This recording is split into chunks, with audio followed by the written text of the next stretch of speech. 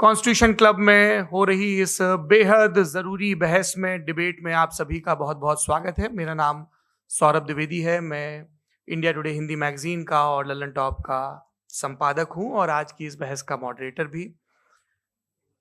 इससे पहले कि ये बहस, जिसका शीर्षक, जिसका टॉपिक है डज गॉड एग्जिस्ट, ये शुरू हो दो विद्वानों के बीच जिनके नाम हैं श्री जावेद अख्तर और श्री मुफ्ती शमाइल नदवी जी, मैं कुछ बुनियादी चीज़ें आप लोगों को बता दूं ताकि ये बहस व्यवस्थित ढंग से चले, वैसे नहीं जैसी बहसों को देखने के हम इन दिनों आदी हो गए हैं। पढ़ी लिखी अकादमिक बहस। इस बहस का प्रारूप कैसा होगा, इसका स्ट्रक्चर कैसा होगा, पहले मैं आपको ये बता देता हूं। सबसे पहले नौजवान विद्वान मुफ्ती शमाइल नदवी जी 10 मिनट अपनी दलीलें आप लोगों के सामने रखेंगे।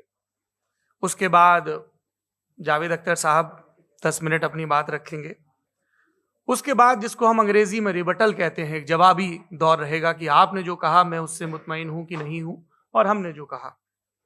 इसके बाद बहस का राउंड 2 शुरू होगा। दोनों विद्वानों को फिर से 7-7 मिनट का वक्त मिलेगा और इसके बाद रिबटल राउंड 2 होगा 5-5 मिनट का। इसके बाद एक दूसरे से सवाल जवाब होंगे। इसके लिए हमने लगभग 16 मिनट का वक्त तय किया है। अब ये सवालों की प्रकृति पर निर्भर करता है कि कितने सवाल होंगे, इसीलिए हमने वक्त की पाबंदी रखी है। और इसके बाद आखिरी में 5-5 मिनट का वक्त दोनों विद्वानों को एक बार फिर से दिया जाएगा अपने क्लोजिंग आर्ग्यूमेंट के लिए। और उसके बाद जो इस बहस के लिए सबसे जरूरी चीज है कि आप और हम और इंटरनेट पर देख रहे लाखों करोड़ों लोग, उनके सवाल जवाब होंगे। तो आप लोग जो यहां मौजूद हैं, आपके हम कुछ सवाल लेने की कोशिश करेंगे। 30 मिनट का वक्त हमने उसके लिए तय कर रखा है। इस तरह से ये 2 घंटे की बहस पूरी होगी। 2-3 बुनियादी बातें हैं जिनका हमें ध्यान रखना है। किसी भी किस्म की नारेबाजी में हमें शरीक नहीं होना है। ये हल्ला गुल्ला नहीं है, क्योंकि पूरी दुनिया देख रही है, तो एक नजीर कायम करनी है, एक उदाहरण लोगों के सामने रखना है कि पढ़े लिखे लोग इत्तेफाकी और ना इत्तेफाकी रखते हुए भी, एक दूसरे से सहमति और असहमति रखते हुए भी बात कह सकते हैं। यहाँ पर मेरे जेएनयू के प्रोफेसर बैठे हैं, पुरुषोत्तम अग्रवाल जी, जिन्होंने हमें क्लास में सिखाया है कि सहमति का साहस और असहमति का विवेक, और इसका ठीक उलट भी, ये बड़ा जरूरी है। दूसरी बात, ये किसी एक धर्म के बारे में बहस नहीं है। ये बात सबको स्पष्ट होनी चाहिए। किसी धर्म को महान बताने या किसी धर्म को कमतर बताने की ये बहस नहीं है। तो यदि कोई इस उम्मीद से देख रहा है या यहां आया है, तो मैं आपको आश्वस्त करना चाहता हूं कि आपको नाउम्मीदी हाथ लगेगी। इस बहस में बहुत ज्यादा धार्मिक प्रतीकों के इस्तेमाल को लेकर भी ये दोनों लोग जो अभी आपको गंभीर दिख रहे हैं, भले लोग हैं, कल शाम को चाय पर मिले थे, बहुत हंसी मजाक भी इनके बीच हुआ था और गलबैयां डालते हुए एक तस्वीर भी हुई थी। ये इस बात का प्रमाण है कि इंटरनेट पर जो हल्ला मचा हुआ है उसके मुकाबले ये दोनों लोग बहुत ही अच्छे शांत ढंग से बहस के लिए राजी हो गए हैं। ट्विटर की बातें ट्विटर तक सीमित, एलन मस्क आजकल उसको एक्स कहते हैं। और अब इस बहस की शुरुआत मैं इन विद्वानों का, हालांकि इनको परिचय की जरूरत नहीं, पर हो सकता है, हमें पत्रकारिता में सिखाया जाता है कि नेवर अज्यूम, विज्ञान भी यही कहता है। मुफ्ती शमाइल नदवी साहब इस्लामिक विद्वान, शिक्षाविद हैं, कोलकाता के वाहियान फाउंडेशन के संस्थापक हैं, लखनऊ की प्रतिष्ठित दारुल उलूम नदवतुल उलमा से ग्रेजुएशन किया है, सोशल मीडिया और सार्वजनिक मंचों पर अध्यापन और बौद्धिक कामों में सक्रिय हैं और इस समय इंटरनेशनल इस्लामिक यूनिवर्सिटी मलेशिया से पीएचडी कर रहे हैं। अच्छी बात यह है कि पढ़ाई के साथ साथ ट्रैवल ब्लॉग भी बनाते हैं। पेट्रोनस टावर के सामने का ब्लॉग हमने देखा। हमारे साथ जावेद अख्तर साहब हैं। जावेद अख्तर साहब कवि हैं, शायर हैं, गद्य भी लिखते हैं, फिल्मों के लिए संवाद लिखे हैं, गीत लिखे हैं। इससे इतर ये वैज्ञानिक सोच को लेकर या अपने डिक्लेयर्ड एथिज्म को लेकर भी मुखर रहते हैं और अपने तहीं रैशनैलिटी की बात करते हैं। देवियों और सज्जनों, डज गॉड एग्जिस्ट, इस सवाल का जवाब सब अपने अपने तहीं खोजने की कोशिश कर रहे हैं। कोई इसको गॉड डैम पार्टिकल की खोज बताता है, कोई गॉड पार्टिकल की खोज बताता है, कोई हिग्स बोसान की खोज बताता है, कोई ये सवाल जवाब तलाशने की कोशिश करता है कि मास एग्जिस्टेंस में आखिर आया कैसे, हुआ क्या था, सृष्टि के पहले, समय के पहले क्या था। और कोई ये कहता है कि ये सारी खोजें जिस मस्तिष्क में हो रही हैं प्रकृति के क्रम में, वो कैसे विकसित हुआ। मैं उम्मीद करता हूं कि हम आज इन बुनियादी सवालों के कुछ जवाब हासिल करने में कामयाब हों। मैं सबसे पहले मंच पर आमंत्रित कर रहा हूं मुफ्ती शमाइल नदवी साहब को। आइए सर जी।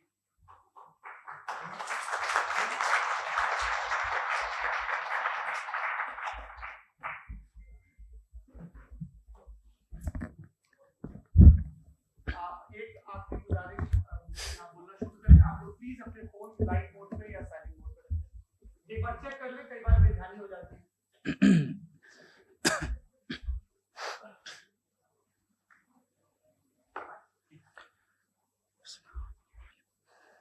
तमाम तारीफें उस क्रिएटर के लिए जिसने इस यूनिवर्स को एक मकसद के तहत पैदा किया है।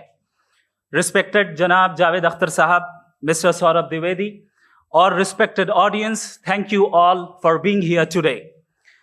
आज की डिबेट में चूंकि हम बात करने वाले हैं डज गॉड एग्जिस्ट के टॉपिक पर, तो ये एक ऐसा टॉपिक है जिसके मुताल्लिक कोई भी डिसीजन लेने के लिए अलग अलग स्टैंडर्ड्स हो सकते हैं।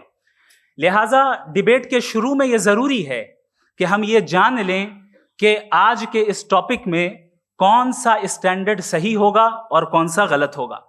सबसे पहला स्टैंडर्ड जिसे मैं समझता हूं कि हमारे रिस्पेक्टेड जनाब जावेद अख्तर साहब बड़ी तेजी के साथ उसकी तरफ लपकेंगे, वो है साइंस। जबकि साइंस दर हकीकत खुदा के एग्जिस्टेंस को डायरेक्टली साबित करने या उसके एग्जिस्टेंस को डिनाई करने के लिए स्टैंडर्ड नहीं बन सकती। और उसकी वजह क्या है, ये मैं नहीं कह रहा, ये वो लोग कह रहे हैं जो साइंस के एक्सपर्ट्स हैं।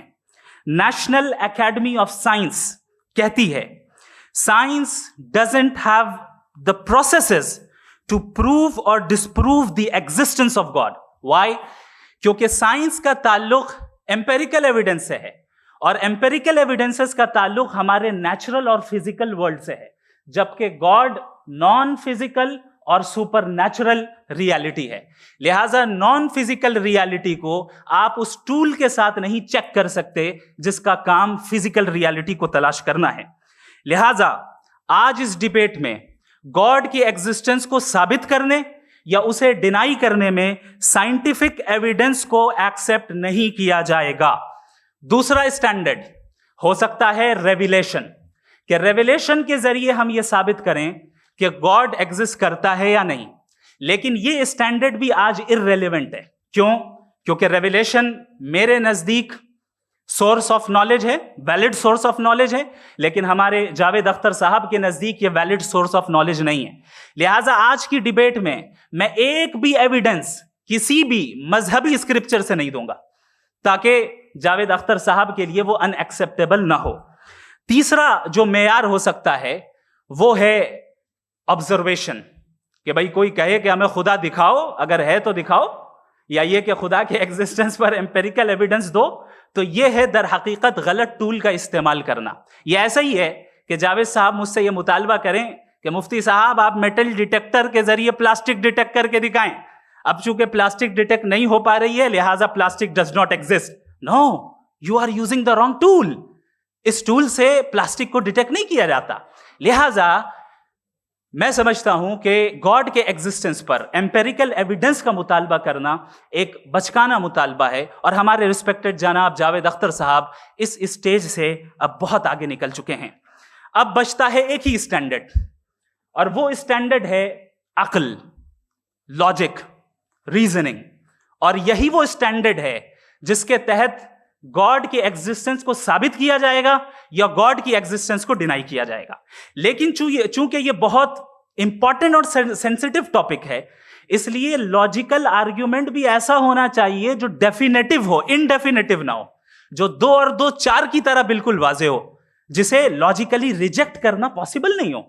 फॉर एग्जाम्पल हम कहें हमारे रिस्पेक्टेड मिस्टर सौरभ साहब, ये एक इंसान है और तमाम इंसान कॉन्शियस बीइंग है। लिहाजा नतीजा क्या निकला हमारे सौरभ साहब भी कॉन्शियस बीइंग है। क्या ये इंडेफिनेट आर्ग्यूमेंट है या डेफिनेट आर्ग्यूमेंट है? ये डेफिनेट आर्ग्यूमेंट है।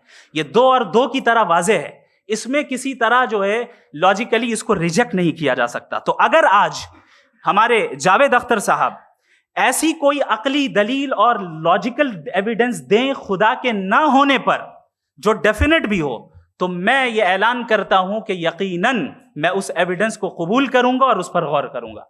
लेकिन साथ में यह भी ऐलान कर देता हूं प्रेडिक्शन के तौर पर कि ऐसा कोई डेफिनेट आर्ग्यूमेंट कोई नहीं पेश कर सकता। दलील हम देंगे और डेफिनेटिव दलील देंगे, लॉजिकल दलील देंगे, ऐसी दलील देंगे जो एंटायर एथिस्टिक वर्ल्ड उसे रेफ्यूट नहीं कर सकती। चलें अब हम एक एग्जाम्पल सोचते हैं, एक सिनेरियो, सिंपल सिनेरियो, तमाम ऑडियंस से गुजारिश है, हम और आप एक आइसोलेटेड आइलैंड पर हैं, ऐसा आइलैंड जहां पे हमसे पहले कोई कभी नहीं गया। चलते चलते आपके सामने अचानक आपने देखा एक पिंक कलर की बॉल पड़ी हुई है। सबसे पहला सवाल आपके जहन में क्या आएगा कि ये बॉल यहां क्यों आई, कैसे आई, ये पिंक कलर की ही क्यों है, कोई और कलर भी हो सकता था, ये इसी शेप में क्यों है, कोई और शेप भी हो सकता था। नेचुरली आप इस तरफ पहुंचेंगे कि कोई ना कोई है जिसने इन स्पेसिफिक प्रॉपर्टीज के साथ इस बॉल को बनाया है और यहां पे रखा है। चूंकि आप जानते हैं कि ये जो बॉल है इसका एग्जिस्ट करना जरूरी नहीं है, ये एग्जिस्ट कर भी सकती थी, नहीं भी कर सकती थी, और एग्जिस्ट करना ही था तो किसी और फॉर्म में करती, किसी और कलर में करती। अब आप इस बॉल को एक्सपैंड करते चले जाएं, एक्सपैंड करते चले जाएं, एक्सपैंड करते चले जाएं, यहां तक कि ये बॉल यूनिवर्स के साइज की हो जाए। बताइए कि क्या साइज के बढ़ जाने से सवाल बदल जाएगा? हरगिज नहीं बदलेगा। अभी भी सवाल रहेगा, ये यूनिवर्स कहां से आया, इन स्पेसिफिक प्रॉपर्टीज के साथ कहां से आया, क्यों आया, किसने बनाया, यह सवाल उस वक्त भी वैलिड रहेगा। लेकिन यह सवाल अगर हम जनाब जावेद अख्तर साहब से करें तो चूंकि इनका वर्ल्ड व्यू एथिस्टिक है, और सिर्फ इनका नहीं, मतलब जितने भी एथिस्ट हैं और एथिस्टिक वर्ल्ड व्यू को रखने वाले से अगर आप ये सवाल करें कि ये यूनिवर्स कहां से आया, तो इनका जवाब या तो आर्ग्यूमेंट फ्रॉम इग्नोरेंस होगा या डॉगमेटिक होगा। या तो ये कहेंगे कि मुझे नहीं पता कि ये कहां से आया, लिहाजा गॉड डज नॉट एग्जिस्ट, ये आर्ग्यूमेंट फ्रॉम इग्नोरेंस है, या ये कहेंगे कि ये यूनिवर्स खुद ब खुद बन गया। इसका मतलब ये है कि उस बॉल को भी खुद ब खुद बन जाना चाहिए, लेकिन बॉल के ताल्लुक से ये एक्सप्लेनेशन एक्सेप्ट नहीं की जाएगी कि ये खुद ब खुद बन गई, लेकिन यूनिवर्स के ताल्लुक से कर दिया जाएगा। इसे हम दूसरे अल्फाज में डॉगमा भी कह सकते हैं। दूसरी चीज, हमारे जावेद अख्तर साहब जरूर गॉड ऑफ गैप्स की मिसाल भी जरूर देंगे, और मिसाल देंगे कि पहले जमाने में बिजलियां कड़कती थी तो लोगों ने किसी एक खुदा की तरफ, और बारिश होती थी तो दूसरे खुदा की तरफ मंसूब कर दिया, उनके पास दलील नहीं थी। यह हमारा वर्ल्ड व्यू है ही नहीं, यह हमारा वर्ल्ड व्यू है ही नहीं, क्योंकि नेचुरल फिनोमेना के प्रोसेस की इंटरप्रिटेशन को जान लेने से यह कहां से साबित हो गया कि गॉड एग्जिस्ट नहीं करता है। इस पर मैं इंशाल्लाह अभी आगे बात करूंगा। आप हजरात ये भी देखेंगे, और मैं ये एक्सपेक्ट करता हूं कि हमारे रिस्पेक्टेड जनाब जावेद अख्तर साहब जरूर इमोशनल आर्ग्यूमेंट्स भी देंगे, जो कि एक लॉजिकल फेलेसी है जब बात आती है ट्रुथ को डिसाइड करने में। क्यों? मिसाल के तौर पर वो कहेंगे कि अगर गॉड है तो ईविल क्यों एग्जिस्ट करता है, जबकि मैं कहता हूं ईविल का एग्जिस्ट करना गॉड के एग्जिस्ट करने की दलील है, उसके खिलाफ नहीं है। चूंकि अगर गॉड है तो हम सब उसके सामने अकाउंटेबल हैं, और अगर हम अकाउंटेबल हैं तो अकाउंटेबिलिटी के लिए ईविल का मौजूद होना जरूरी है, उसके बगैर हम अकाउंटेबल नहीं हो सकते। और अगर हम अकाउंटेबल नहीं हैं तो हम जनाब जावेद अख्तर साहब से पूछेंगे कि आप बताएं कि फिर सफरिंग इस दुनिया में क्यों है?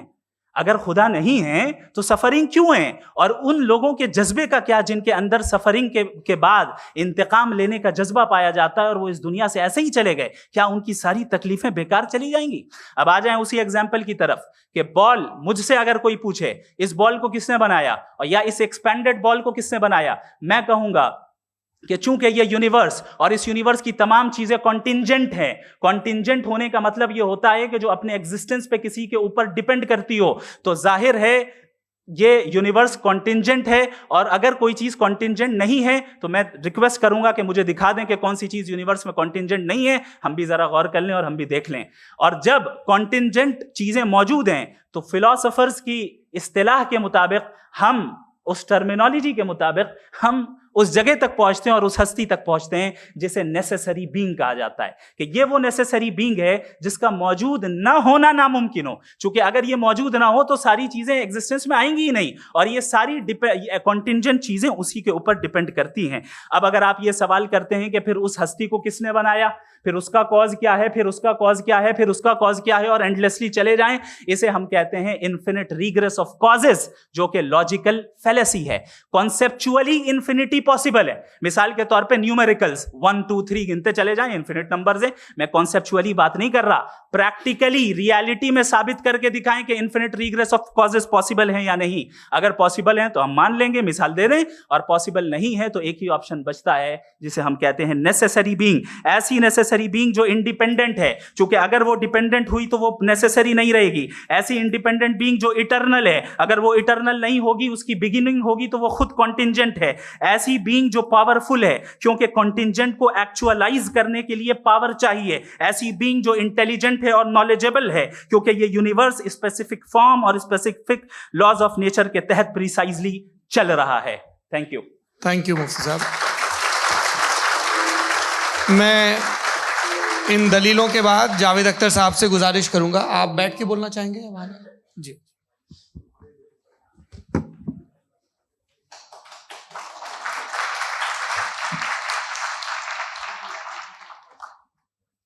पहले तो मैं मुफ्ती साहब को एक अच्छी खबर देना चाहूँगा कि मेरी नॉलेज साइंस के बारे में बड़ी मामूली है, तो आप फिक्र ना करें उसकी, लेकिन कुछ कॉमन सेंस है मुझ में। देखिए, ये खुदा का तस्वुर कोई नया तस्वुर नहीं है, ये सदियों से रहा है। ये कुछ रिलीजन 3000 साल पुराने होंगे, 4000 साल पुराने होंगे, लेकिन इंसान कोई 10,000 12,000 साल से एग्जिस्ट करता है होमो सेपियन की शक्ल में, और हमेशा कुछ ना कुछ मजहब रहे। ये मजहब जाहिलों के नहीं थे, ये मजहब एक ऐसी ग्रीक सोसाइटी के थे जहाँ बड़े बड़े फिलोसफर पैदा हुए। ये मजहब इजिप्शियंस के थे जिन्होंने पिरामिड्स बनाए थे। ये रोमन्स के थे कि जिनका आर्किटेक्चर और सेनेट यानी पहली बुनियाद डेमोक्रेसी की, लिमिटेड थी मगर डेमोक्रेसी थी, ये उन लोगों ने किए थे। तो इनका जो जुपिटर था, रा था, ज़्यूस था, उन्हें उस पर इतना ही एतमाद था जितना आज किसी मजहबी आदमी को अपने खुदा पे होगा। क्रिश्चियनिटी आने से पहले यूरोप में एक मजहब था, जर्मेनिक रिलीजन। उसका एक खुदा था, उसकी एक बीवी थी, उसके 2 बेटे थे, एक बेटी थी। फिर जर्मनी में जब यूरोप में क्रिश्चियनिटी आई तो वो खुदा, उसकी बीवी और पूरे ख़ानदान चला गया। तो हमने, अगर हम हिस्ट्री देखें तो खुदा जो है वो ज़्यादातर फ़ानी है, वो हमेशा रहे नहीं। और वो जो लोग इन्हें मानते थे, उनको आप कहें वो तो जाहिल थे, उन्हें तो कुछ पता ही नहीं था, ऐसा नहीं है। वो अपने वक्त में बड़े काबिल लोग थे और अपने वक्त में उन्होंने बड़े बड़े काम किए हैं, फिलोसफर्स थे, साइंटिस्ट थे। लेकिन उनका मजहब कहाँ गया, उनके खुदा कहाँ गए? आज जो खुदा हैं दुनिया में, लोग उन्हें मानते हैं। आपको क्या मालूम कि कितने बरसों के बाद क्या होने वाला है? हम यूरोप में देखते हैं तो चर्च खाली हैं। तो वक्त के साथ चीज़ें बदलती हैं। जहाँ तक इसका ताल्लुक है मजहबों का, हर मजहब आपसे एक चीज़ मांगता है, फेथ। ये फेथ क्या चीज़ होती है? What is the difference between faith and belief? ये तो बहुत ही अहमकाना बात होगी कि कोई आदमी कहे साहब अगर खुदा है तो मुझे दिखाइए। ये तो जाहिलाना बात हुई। मैंने तो नॉर्थ पोल नहीं देखा है, मगर मैं मानता हूँ कि नॉर्थ पोल है। मैं क्यों मानता हूँ? इसलिए कि अगर ये दुनिया राउंड है तो उसका कोई टॉप होगा। कुछ लोग हैं जो वहाँ गए भी हैं, कॉमन सेंस कहता है कि ऐसा होगा, सबूत है, गवाह है, रीज़न है। तो ये मेरा फेथ नहीं है। तो फेथ में और बिलीफ में डिफरेंस क्या है? जो मजहब मांगता है आपसे, हर मजहब फेथ मांगता है।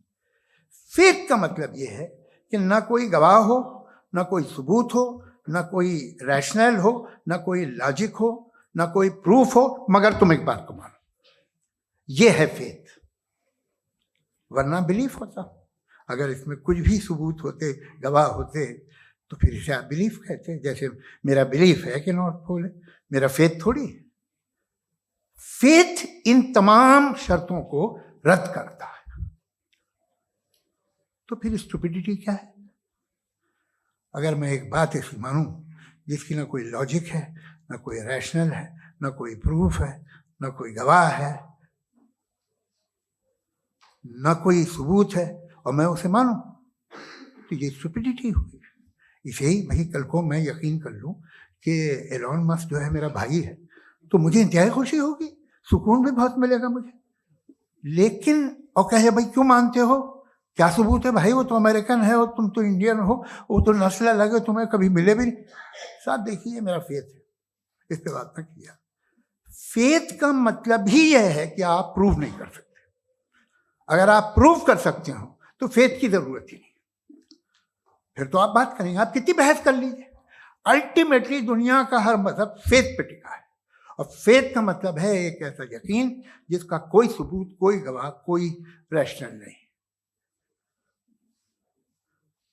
अब आप ये कहें, क्या आप ये क्यों कह रहे हैं कि साहब ये कायनात किसने बनाई? कमाल ये है कि आपने बताया कि एक आइलैंड पे गए और एक बॉल देखी। आपने ये नहीं कहा कि आइलैंड किसने बनाया, आपको सिर्फ बॉल पे हैरत हुई। हमने आइलैंड पे हमने हैरत नहीं की, होते हैं आइलैंड। इसी तरह ये आइलैंड है, सितारे, ये गैलेक्सीज, ये सब आइलैंड हैं, खला में। हम उन्हें टेकन फॉर ग्रांटेड लेते हैं, हम पूछते नहीं किसने बनाए। आपने जजीरे के बारे में भी नहीं पूछा है। मेरी पैदाइश कैसे हुई? क्या मैं प्लान्ड पैदा हुआ था? I was plan to be born, या एक लकी स्पर्म था जो किसी एक से चिपक गया? मेरी पैदाइश रैंडम। और इंसाफ जिसे आप कहते हैं, इंसाफ का तो नेचर से कोई वास्ता ही नहीं। जो आप कहते हैं कि एक दिन इंसाफ मिलेगा, इंसाफ is a human concept, nature में कोई इंसाफ नहीं। अगर शेर हिरन को खा जाता है तो उसे कोई सजा नहीं मिलती। अगर एक आंधी आती है और हरे भरे पेड़ों को उखाड़ के फेंक देती है तो आंधियों की जेल नहीं होती है। नेचर में इंसाफ नहीं, इसलिए मुझे नेचर को इंसाफ की जरूरत भी नहीं। नेचर तमाम एक है।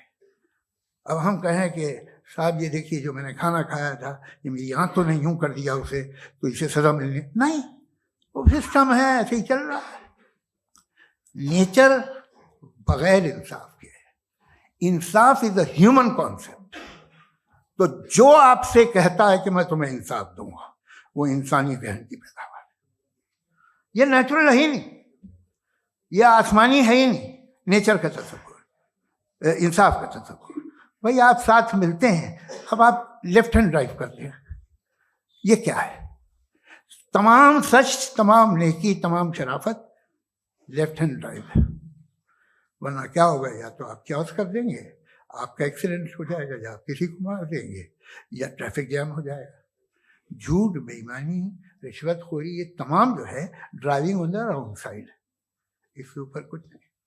ये तो हमने बनाया, जैसे हमने लेफ्ट हैंड ड्राइव बनाई है। ये कॉन्सेप्ट ऑफ इंसाफ जो है ये हमारा है, इसका नेचर से कोई वास्ता नहीं। शेर खा जाता है हिरन को, उसे जेल होती है क्या? कुछ भी नहीं, है ही नहीं। तो ये जो दुनिया के रिलीजन प्रॉमिस करते हैं आपसे इंसाफ, इसी से मालूम होता है कि ये मैन मेड है। ये तसव्वुर कहीं और का है ही नहीं। जो नेचर है, कुछ लोग कहते हैं नेचर ही खुदा है, तो नेचर में तो इंसाफ नहीं कहीं। और आप वादा कर रहे हैं कि तुम्हें मरने के बाद इंसाफ मिलेगा। मुझे अगर मिलेगा तो मैं बहुत खुश होऊंगा, लेकिन मैं यकीन नहीं कर पाता हूं, इसलिए कि मैं फेथ नहीं पैदा कर सकता। The very fact that religion demand faith, इसका मतलब है कि उनके पास जस्टिफिकेशन नहीं है। अच्छा साहब, फिर रिलीजन अगर मॉडरेशन में है, कोई सा भी नहीं, वो आप में कुछ खूबियां भी पैदा करता होगा। देखिए उससे ये फायदा है, वो फायदा है। अल्कोहल जो है वो ज़्यादातर दवाओं में यूज़ होती है। और एक सर्वे किया गया था अमेरिका में कि लॉन्जेटिविटी किन लोगों की है, तो एक तरफ वो लोग थे जो शराब पीते ही नहीं थे और एक तरफ वो थे जो एक बोतल शराब रोज पीते थे। सबसे ज़्यादा लंबी उम्र उनकी है जो 2 पैक नाप के शराब पीते हैं और खाना खाते हैं। मगर हम शराब को बुरा समझते हैं, मैं भी बुरा समझता हूँ। क्यों? ऐसा होता नहीं। कुछ चीज़ों में आदत होती है कि वो बढ़ती है। आज तक में एक आदमी दूध पीता है, आप 10 साल बाद भी मिलेंगे तो एक ही गिलास पीता होगा। ऐसा नहीं होता, सुबह से दूध पीता रहता है। मिल्कोहलिक मैंने नहीं देखे, अल्कोहलिक होते हैं। ये टेंडेंसी है मजहब की कि वो बढ़ता है, जैसे कैंसर बढ़ता है, जैसे शराब बढ़ती है। कुछ लोग होंगे जो उसे सही तरह से यूज करते। मुझे यकीन है कि हमारे मुफ्ती साहब भी उनमें से एक हैं। इनसे बहुत खुशी हुई मुझे इनसे मिलकर। लेकिन कितने लोग हैं कि आज आप देखते हैं दुनिया में जो तबाहियां हैं, इनमें कितना हाथ है उन लोगों का जो बिलीवर कहते था मजहब ये नहीं कहता, ना कहता होगा, मगर जब ये मजहब पीते हैं तो ऐसे बिहेव करते हैं। थोड़ा सा अगर हो तो शायद बहुत अच्छी बात, लेकिन शराब थोड़ी सी नहीं रहती, उसमें टेंडेंसी है पहले। थोड़ा सा अगर 2-3 कैंसर के सेल हो ना बॉडी में तो आदमी स्लिम रहेगा, लेकिन वो 2-3 सेल नहीं रहते, वो मल्टीप्लाई होते हैं। जावेद साहब, टाइम पूरा हो गया। टाइम हो गया तो बस बात खत्म हो गई। अच्छा, मुझे कुछ और कहने को था भी नहीं। जी, मैं पहले जवाबी दौर के लिए इनवाइट कर रहा हूं मुफ्ती साहब को। Your rebuttal round 1, you have 7 minutes।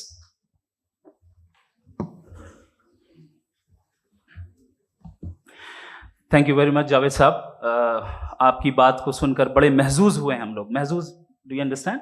We enjoyed.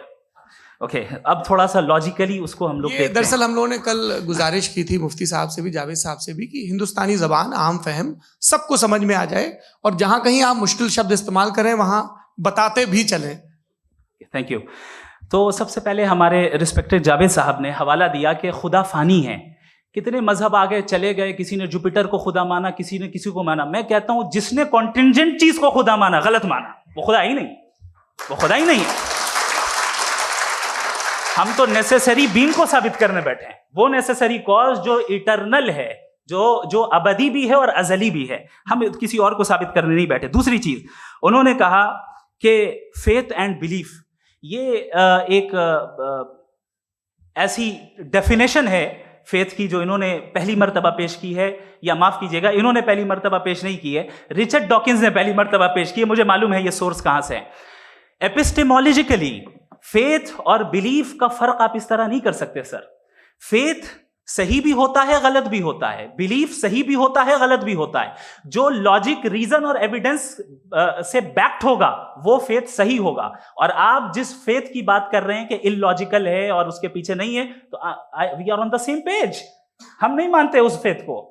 जो फेथ ऐसा हो जिसके पीछे कोई लॉजिक ना हो, एविडेंस ना हो, हम नहीं मानते। हम तो उस फेथ के कायल हैं जिसके पीछे लॉजिक हो और एविडेंस हो। तो बिलीफ सही भी होता है, गलत भी होता है, फेथ भी सही होता है और गलत भी होता है। तो आज फेथ और बिलीफ के डिफरेंस पे बात नहीं हो रही। आज आप चाहे फेथ एक्सेप्ट कर लें या बिलीफ एक्सेप्ट कर लें, आज ये बात होगी कि ट्रूथ क्या है।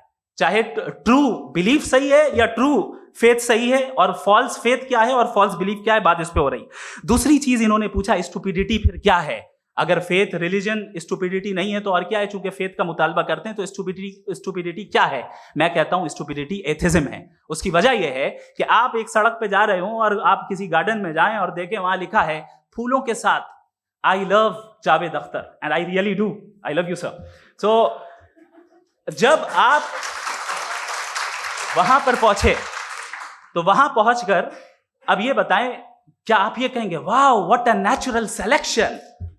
ये क्या नेचुरल सिलेक्शन है? नहीं, ये प्रिसाइजली डिजाइंड है, इसके पीछे डिजाइनर है।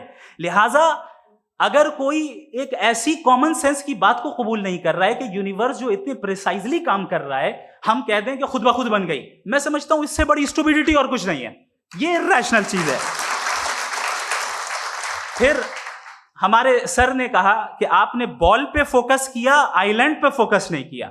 अरे आइलैंड को किसने बनाया, यही समझाने के लिए तो बॉल की मिसाल दे रहा हूं। और बॉल भी कॉन्टिंजेंट है, आइलैंड भी कॉन्टिंजेंट है, दोनों नेसेसरी बीइंग का मुतालबा करते हैं। आगे इन्होंने कहा कि नेचर में कोई इंसाफ नहीं है, हम डिसाइड करते हैं कि मोरालिटी क्या होती है, इंसाफ क्या होता है, हम डिसाइड करते हैं। जैसे ड्राइविंग सीट में ट्रैफिक वाला, ये तो किसी खुदा ने नहीं कहा, ये है, इसे कहते हैं फॉल्स इक्विवेलेंस, ये एक लॉजिकल फेलेसी है।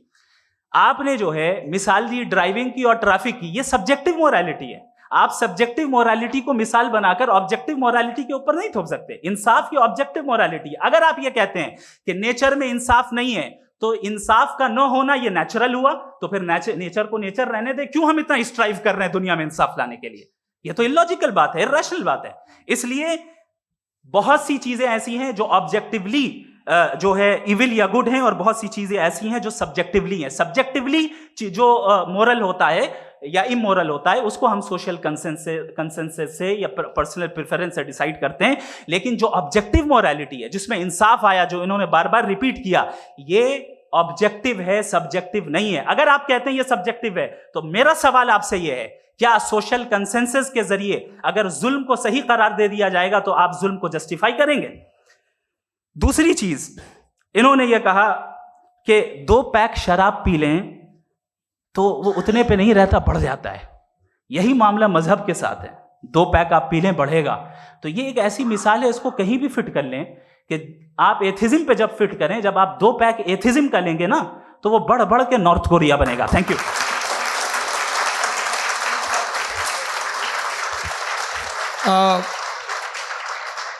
फर्स्ट राउंड के रिबटल के लिए मैं जावेद साहब को इनवाइट कर रहा हूं। आपके पास 7 मिनट का वक्त है, रीसेट कर दीजिएगा प्लीज। मुझे इस बात की खुशी है कि मुफ्ती साहब ने भी मान लिया कि नेचर में कोई इंसाफ नहीं है। तो कोई भी चीज़ जो इंसान ने नहीं बनाई है उसमें इंसाफ नहीं होता है। एक बात मैं आपसे अर्ज करूं, जरा पता लगा लीजिएगा, ये जो आप बाग में जाते हैं बेहद खूबसूरत फूल देखते हैं ना, इनमें से कोई नेचुरल नहीं है। ये सारे फूल क्रॉस करके बनाए गए हैं। जो जंगल में फूल होते हैं निहायत मामूली होते हैं, ये फूल इंसानों ने बनाए हैं। जो आप बाग में देख के वाह वाह कहते हैं, ये इंसानों के बनाए हुए हैं। डिफरेंट फूलों को क्रॉस करके, डेवलप करके, फिर क्रॉस करके इस तरह से बनाए गए। नेचुरल फ्लावर नहीं। किसी जंगल वीरान में जाके आप गुलाब के फूल नहीं देखेंगे, ये सब बनाए हुए इंसान ने। बहुत से काम इंसान ने किए हैं। बाकी है कि आपने मेरी एक बात का जवाब नहीं दिया, जिससे मुझे शिकायत है कि फेथ क्या है और आप फेथ मांगते क्यों हैं मुझसे?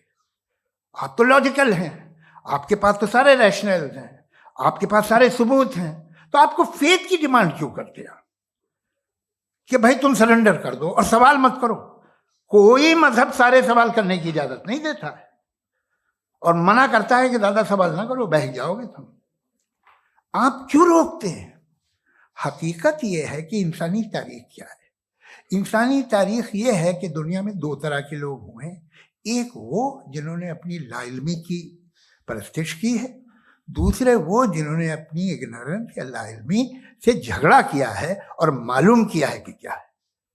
ये जो आप कह रहे हैं, आज आप हैरान हैं कि भाई ये यूनिवर्स कैसे बनी। लोग हैरान थे कि सूरज डूबता है तो इधर से कैसे निकलता है। और आप एक कदम जाके हमेशा का मानने को तैयार है, एक कदम पीछे ही मान जाइए। भाई आप इसके बाद जाते हो, कहते सवाल ना करना कि ये कहाँ से आया, ये पावर तो हमेशा से हमेशा रहेगी। तो आप यूनिवर्स के बारे में मानने में क्या तकलीफ है? एक कदम पहले रुक जाइए। ये हमेशा से थी या नहीं थी हमें मालूम नहीं है। और ये कहना कि हमें मालूम नहीं है, कमाल ये है कि दुनिया के सारे मजहब सब जानते हैं ये दुनिया कैसे बनी थी, कैसे मिटेगी, मरने के बाद क्या होगा, इनको सब इल्म है। इनको किसी को डायनासोर होते थे पहले ये नहीं पता था, किसी को नहीं पता। किसी भी दुनिया की मजहबी किताब में डायनासोर का जिक्र नहीं है। लेकिन बाकी सब बातें, how to make universe in 4 easy lessons and बाकी सब पता है। जिसको सब पता है वो गड़बड़ है। हम में ये इंकिसार, ये ह्यूमिलिटी होनी चाहिए कि हम ये कहें कि हमें ये बहुत सारी बातें नहीं मालूम, लेकिन हम उनकी परस्तिश ना करें, अपनी लाइल्मी को की परस्तिश ना करें, हम उसे पता लगाने की कोशिश करें। जिस दुनिया में आप बैठे हैं सर, ये हॉल जो है, ये इलेक्ट्रिसिटी जो है, ये माइक जो है, जिस हवाई जहाज से आप आए थे, वो जिस कार से आप यहाँ आए हैं, ये सब उन लोगों की बनाई हुई है जिन्होंने सवाल किए थे। ये दुनिया जिसमें आप आज आराम से हैं, ये उन लोगों की बनाई है कि जिन्होंने सवाल किए थे, और हर स्टेज पे इन सवालों को मकरूह कहा गया था, गलत कहा गया था। आप जरा तारीख पढ़िए, एक बड़ी दिलचस्प किताब है बर्ट्रैंड रसेल की, जिसमें उसने रिलीजन एंड साइंस कि कब से रिलीजन जो है साइंस के अगेंस्ट है, और हद तो यह है कि भाप के इंजन के खिलाफ थे, स्टीम इंजन के भी खिलाफ थे, और फतवे हुए उन पे, वेटिकन ने दिए। तो ये हमेशा, अभी जैसे ही ये राइट विंगर आते हैं अमेरिका में पावर में, तो वो जो अपना ये क्या बोलते हैं उसे, सीड क्या वर्ड है, सीड क्या जो, हाँ नहीं सीड जो होते हैं जिसपे जी, नहीं भाई, वो जो ह्यूमन बॉडी के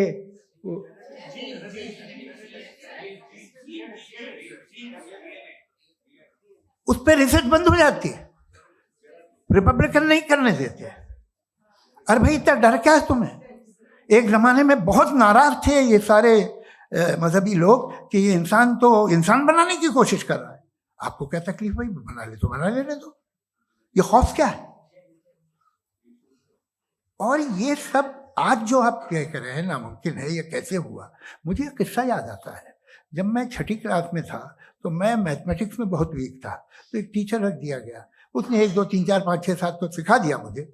वो दिन मैं भूल नहीं सकता हूँ मुफ्ती साहब, जिस दिन उसने ये बताया कि 1/2 क्या होता है और 3/4 क्या होता है, मुझे ऐसा लगा कि मेरा सर बीच से फट जाएगा। ये आदमी कह रहा है कि जो दीवार के अंदर जाओ वॉक करते हुए। आज हंसता हूं मैं इस बात पे। तो आज जो बातें आपके जहन से बिल्कुल परे हैं और आप हैरान होते हो उन्हें देख के, एक वक्त आएगा कि मामूली लगेंगी। और हुआ है, आपकी इंसानी तारीख ही है। इतनी जल्दी सारे फैसले आप मत कर लीजिए, थोड़ा ये ह्यूमिलिटी रखिए कि भाई ये हमें नहीं मालूम। ये कहने में क्या आ रहा है? ये यूनिवर्स कहाँ तक फैली, ये कब से है और कब तक रहेगी, हमें नहीं मालूम। आपने फैसला कर लिया कब बनी। ये आपके हिसाब से कोई 14 बिलियन ईयर बनी जो समझा जाता है। उससे पहले हजारों करोड़ों अरबों साल तक खुदा बैठा क्या कर रहा था? खामोश बैठा था, ऐसी जमाइयाँ ले रहा था। फिर उसे आइडिया है, यार एक काम करते, वक्त अच्छा गुजर जाएगा, यूनिवर्स बनाते। सोचिए, वो तो हमेशा से है ना, मगर यूनिवर्स हमेशा से नहीं है, ये तो बनाई गई है। और उससे पहले क्या था, इनका क्या काम था? कैसी बात है, ये बड़ा आसान है। जो बात हमें आज धीरे धीरे पता चली है, बरसों 2000 और 2500 साल पहले आपको किसी ने बता दिया कि क्या था, आप मान गए, और तब से वही मान रहे हैं जो 2500 साल पहले कहा गया था। सब कुछ बदल गया है, सॉल्व हो रही है चीजें। अभी साइंस बिल्कुल दावा नहीं करती, या कोई फिलोसफर ये दावा नहीं करता कि हमें सब मालूम, बल्कि वो कहता है कि हमें जितना मालूम होता है उससे ये मालूम होता है कि हमें कितना कम मालूम। तो हम अपनी जहालत से लड़े, उसकी परस्तिश ना करें। जी, टाइम है। Thank you so much. मैं तर्कों की श्रृंखला में राउंड 2 के लिए मुफ्ती साहब को आमंत्रित कर रहा हूं। आपके पास एक बार फिर से 7 मिनट का वक्त है।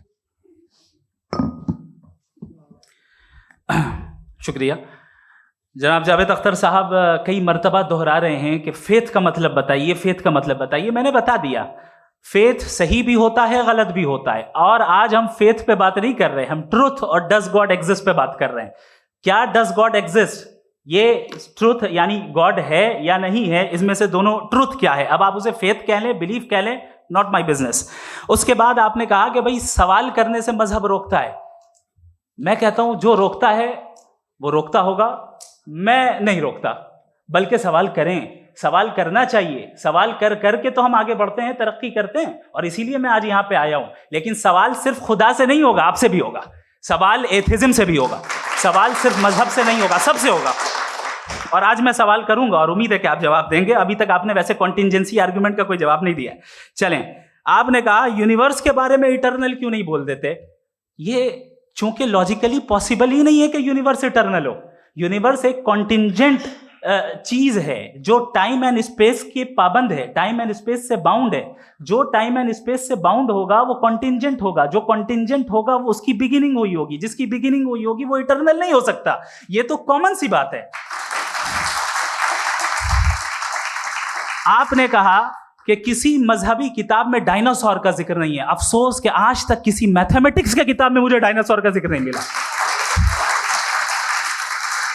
तो इसका मतलब मैथमेटिक्स की किताब बेकार है? नहीं, उसका वो टॉपिक नहीं है। रेवलेशन का और मजहबी किताबों का टॉपिक ये नहीं है कि आपको आके बताए साइकिल कैसे बनाते हैं, या आकर ये बताएं कि जो है डायनासोर कब था। वो तो मोरालिटी सिखाने आया है, गॉड के बारे में बताने आया, नॉन फिजिकल रियलिटी की हकीकत को सिखाने के लिए आया। रिलीजियन साइंस को रोकता है? नहीं रोकता। अगर रोकता है तो गलत करता है। रिलीजियन साइंटिज्म को रोकता है, जिसमें हमारे जावेद साहब मुब्तला हैं। साइंस और साइंटिज्म में फर्क है। साइंटिज्म यह है कि आप समझें कि साइंस और साइंटिफिक मेथोडोलॉजी ये नॉलेज को हासिल करने का वाहिद सोर्स ऑफ नॉलेज है। यह है साइंटिज्म। हम इसे रिजेक्ट करते हैं। हम साइंस को तो तरक्की करते हैं। भाई आप हमारी पूरी तारीख कर लें, पढ़ लें तो आपको पता चल जाएगा। बहरहाल ये अलग टॉपिक है।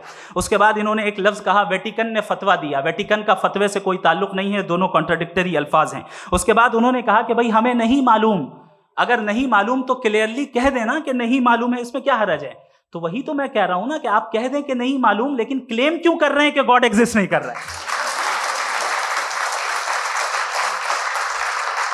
आप कह दें नहीं मालूम है, हो सकता है हो सकता ना हो, लेकिन आप क्लेम कर रहे हैं। The moment you say God does not exist, this is a claim, and now the burden of proof is upon you too, जैसे हमारे ऊपर है। और क्यों है मैं बताता हूं, क्यों है ये भी मैं बताता हूं। फिलोसॉफिकली जो क्लेम होता है ना, सिर्फ ये नहीं होता कि इंसान कहे पॉजिटिव क्लेम करे और नेगेटिव क्लेम करे तो बर्डन ऑफ प्रूफ नहीं है। आप मिसाल के तौर पे मैं कहूं कि फुला उस कमरे में कोई नहीं है, मैंने एक नॉलेज का क्लेम किया है। उस कमरे में कोई नहीं है, मैंने एक नॉलेज का क्लेम किया। या तो मैं कहूं मुझे नहीं पता, हो भी सकता है नहीं भी हो सकता है, this is not a claim. लेकिन जब मैं कह रहा हूं कि वहां कोई नहीं है, या मैं कह रहा हूं वहां कोई है, दोनों क्लेम है और दोनों के ऊपर बर्डन ऑफ प्रूफ है। हमारे ऊपर भी बर्डन ऑफ प्रूफ है। मैंने कंटिंजेंसी आर्ग्यूमेंट दिया, इसे तोड़कर दिखाइए। आखिरी चीज, इन्होंने कहा कि खुदा दुनिया बनाने से पहले 150 साल पहले या करोड़ों साल पहले क्या कर रहा था। अरे हजरत, चलें बहरहाल मैं जवाब दे देता हूं। आप हमारे रिस्पेक्टेड पर्सनालिटी हैं, अगर आप नहीं होते तो मैं ऐसे एंटरटेन ही नहीं करता। टाइम ये 100 साल पहले या 100 साल बाद, पहले बाद में अभी, ये वो अल्फाज हैं जिनका ताल्लुक टाइम से है। टाइम शुरू ही हुआ है यूनिवर्स की बिगिनिंग के बाद, तो उसके पहले खुदा क्या कर रहा था? सवाल इलॉजिकल है, ये फेलेसी है। यानी आप ये कह रहे हैं कि यूनिवर्स के बनने से पहले खुदा क्या कर रहा था? टाइम के बनने से पहले, पहले का ताल्लुक टाइम से, टाइम उस वक्त था ही नहीं, तो ये सवाल ही इनवैलिड है खुदा के ताल्लुक से। दूसरी चीज, आर्ग्यूमेंट ऑफ कंटिंजेंसी जो मैंने आपके सामने पेश की है, आपने बार बार ये प्रूफ किया और ये कह रहे हैं कि गॉड ऑफ गैप्स। देखिए पहले नहीं मालूम था, साइंस ने कर दिया। सिंपल्स की मिसाल से मैं समझा देता हूं। जिस गैप्स की आप बात कर रहे हैं ना, साइंस उन गैप्स को जिन चीज के जरिए भी प्रूव करेगा वो कॉन्टिंजेंट ही होगा। अब चाहे वो फोर्स हो, मैटर हो या एनर्जी हो। लिहाजा सवाल हमारा उस वक्त भी वैलिड होगा जब तक कि आप नेसेसरी बीइंग पे ना आ जाएं। और इन्फिनिट रिग्रेस पॉसिबल नहीं है of causes in practical world, तो जाहिर है कहीं रुकना पड़ेगा। जहां रुकेंगे वही खुदा है। दूसरी चीज, आपने ये कहा, क्या कह रहा था मैं, किस पॉइंट को? What? Oh no, after that, just now. हाँ, जहां रुकेंगे वही खुदा है। बहरहाल, तो टाइम का जिक्र हो गया, गॉड ऑफ गैप, सॉरी या इसकी एक मिसाल आप ले लें। एक कार है, एक साहब ने देखा कि भाई कार जो है उसके व्हील्स कितने अच्छे लगे हुए हैं, सही जगह पे, स्टीयरिंग जो है कितने अच्छे जगह पे लगी हुई, और सीट्स कितने वेल डिजाइंड है, कितनी प्रिसाइजली ये कार काम कर रही है। तो जरूर कोई ना कोई इसे क्रिएट किया है, किसी ने क्रिएट किया है। अब जावेद साहब आए और कहे अरे जनाब बोनेट खोलिए, इसमें इंजन है, इंजन इस कार को चला रहा है, hence prove no one has created the car. This is illogical, this is irrational. आपने इंजन के जरिए उस गैप को तो साबित किया, लेकिन क्या उससे कार की जो क्रिएशन है और उसका जो क्रिएटर है ये इम्पॉसिबल हो जाए? ऐसा पॉसिबल है? उसका सवाल खत्म हो जाए, ऐसा पॉसिबल है? नहीं। आपने गैप्स को फिल करके, कॉन्टिंजेंट चीजों से गैप्स को फिल करके हमारे ऑब्जर्वेशन को और ब्रॉड कर दिया। अब हमें और पता चल गया कि ये जो कार है इसका सिस्टम कितना ज्यादा कॉम्प्लेक्स है। पहले कम समझते थे, अब कॉम्प्लेक्सिटी और ज्यादा वाजे हो गई। अब हमें समझ में आ रहा है कि हमारी सर्टेनिटी और बढ़ गई कि जरूर इस कार को किसी ना किसी ने बनाया। यही मामला यूनिवर्स का है। साइंस हमेशा फिजिकल वर्ल्ड की चीजों को ही फिल करती जाएगी और फिजिकल चीजों से ही करती जाएगी, क्योंकि एम्पेरिकल एविडेंस का ताल्लुक फिजिकल वर्ल्ड से है। आप साइंस के जरिए मेटाफिजिकल रियलिटी को कभी साबित नहीं कर सकते। ये रॉन्ग टूल का इस्तेमाल करना है। ये वही काम है कि आप मेटल डिटेक्टर से प्लास्टिक डिटेक्टर करने चलें, जो कि जाहिर है सही नहीं है। Thank you.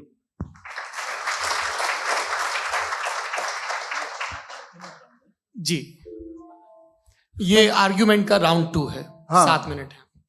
पहले तो मैं आपसे अर्ज करूं कि आपने कहा कि जब कायनात ही नहीं थी तो वक्त भी नहीं था, कुछ भी नहीं था। कैसे नहीं था? खुदा था। एक एग्जिस्टेंस तो था ना खुदा का। तो जब खुदा था तो वक्त भी होगा।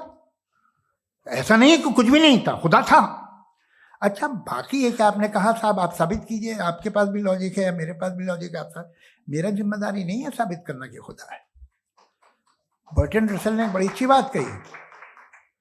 बर्टन रसल ने बड़ी अच्छी बात कही। मैं आपसे अगर ये दावा करूं कि एक चाय की केतली मरीख के चारों तरफ घूम रही है, मार्स के चारों तरफ, तो यह आपका काम नहीं है कि आप साबित करें कि कोई चाय की केतली नहीं है।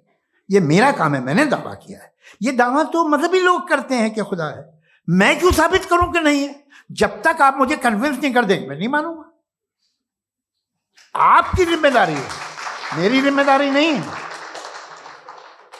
दोयम ये कि ये जो आप कह रहे हैं, जो गैप्स हैं, ये गैप जब जब किसी मजहब को चैलेंज करते हैं, जब ऐसा कोई बात आती है तो हंगामा हो जाता है कि जब वो चैलेंज करें किसी फेथ को। ये तमाम साइंस जो है इसे मुख्तलिफ जगहों पे मुख्तलिफ वक्तों में मजहब ने रोकने की कोशिश की है। ये किताब है religion and science, Burton Russell की, पढ़िएगा, अच्छी लगेगी आपको। तारीख ही है साइंस, मजहब की साइंस से उसका यही रिश्ता है। अच्छा, अब ये हम सोचें कि बहरहाल ये वजूद जो है मजहब और ये बिलीव इन गॉड इंसान को बेहतर बना देता है। तो एक काम कीजिए, हिंदुस्तान वर्ल्ड का नक्शा लीजिए और मार्क कीजिए कि रिलीजन कहाँ कहाँ ज़्यादा है, कहाँ कहाँ, चाहे वो लैटिन अमेरिका हो या मिडल ईस्ट हो या फार ईस्ट हो या हिंदुस्तान के वो इलाके जहाँ मजहबियत ज़्यादा है। रख दीजिए नक्शा अलग। अब दूसरा नक्शा कि कहाँ कहाँ नाइंसाफ़ी, रिप्रेशन, औरतों के हुकूक की पामाली, जुल्म, डिक्टेटरशिप कहाँ है। नक्शा एक ही होगा। तो आप मुझे बताएं कि जो इसका तरकीब इस्तेमाल क्या है। खुदा का तरकीब इस्तेमाल तो बताइए। आप छोटी सी दवा सड़क पे बेचते हैं, उसकी भी तरकीब इस्तेमाल बताते हैं। इसके इस्तेमाल से तो फायदे नहीं हुआ किसी को। जो सारे के सारे खराब मुल्क हैं, खराब समाज है, वो सारे जुल्म खुदा के नाम पे करते हैं। वो गलत करते हैं, सही करते हैं, मुझे क्या लेना देना उससे। इस्तेमाल से मालूम होता ना। एक विस्की की बोतल कभी शायद देखी हो आपने, लाल रंग की होती है, उस पर रोशनी और छिपड़ी इंतहाई खूबसूरत लगती है। क्या बिगाड़ रही है किसी का? उसका इस्तेमाल गलत है, इसलिए आप उसे नापसंद करते हैं। इसका इस्तेमाल गलत है, इस तसव्वुर का इस्तेमाल ही गलत है और हमेशा से गलत हुआ है। आप देख लीजिए, इंसानी तारीख देख लीजिए, आज देख लीजिए, हिंदुस्तान देखिए, दुनिया देख लीजिए, क्या हो रहा है।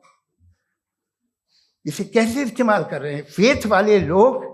क्या फेयर हैं, जस्ट हैं, जो अपने खुदाओं पे यकीन रखते हैं? वो किस तरह के लोग हैं?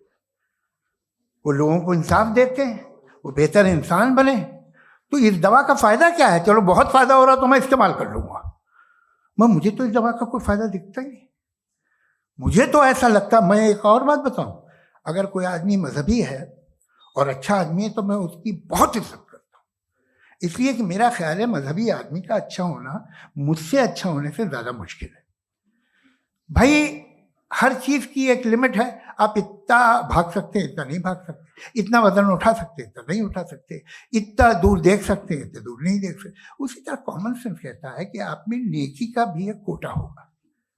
अब आप अगर सुबह जाते हैं अपनी इबादत गाह और इबादत करते हैं, तो बाहर निकलते हैं तो आप तो यही महसूस करते हैं कि आपने एक बहुत अच्छा काम किया, आपकी नेकी का एक बहुत बड़ा कोटा खर्च हो गया जिससे किसी का कोई फायदा नहीं। मैं तो नहीं जाता हूँ तो मुझे तो किसी को खाना खिलाना पड़ेगा, किसी बेवा की मदद करनी पड़ेगी। मैं अपना कोटा कैसे कंज्यूम करूँ? आप अपना कोटा, सारे मजहबी लोग इंतहाई यूजलेस कामों में यूज करते हैं। उसके बाद भी अगर आप में बच्ची है थोड़ी सी शराफत, तो भाई वाह क्या बात।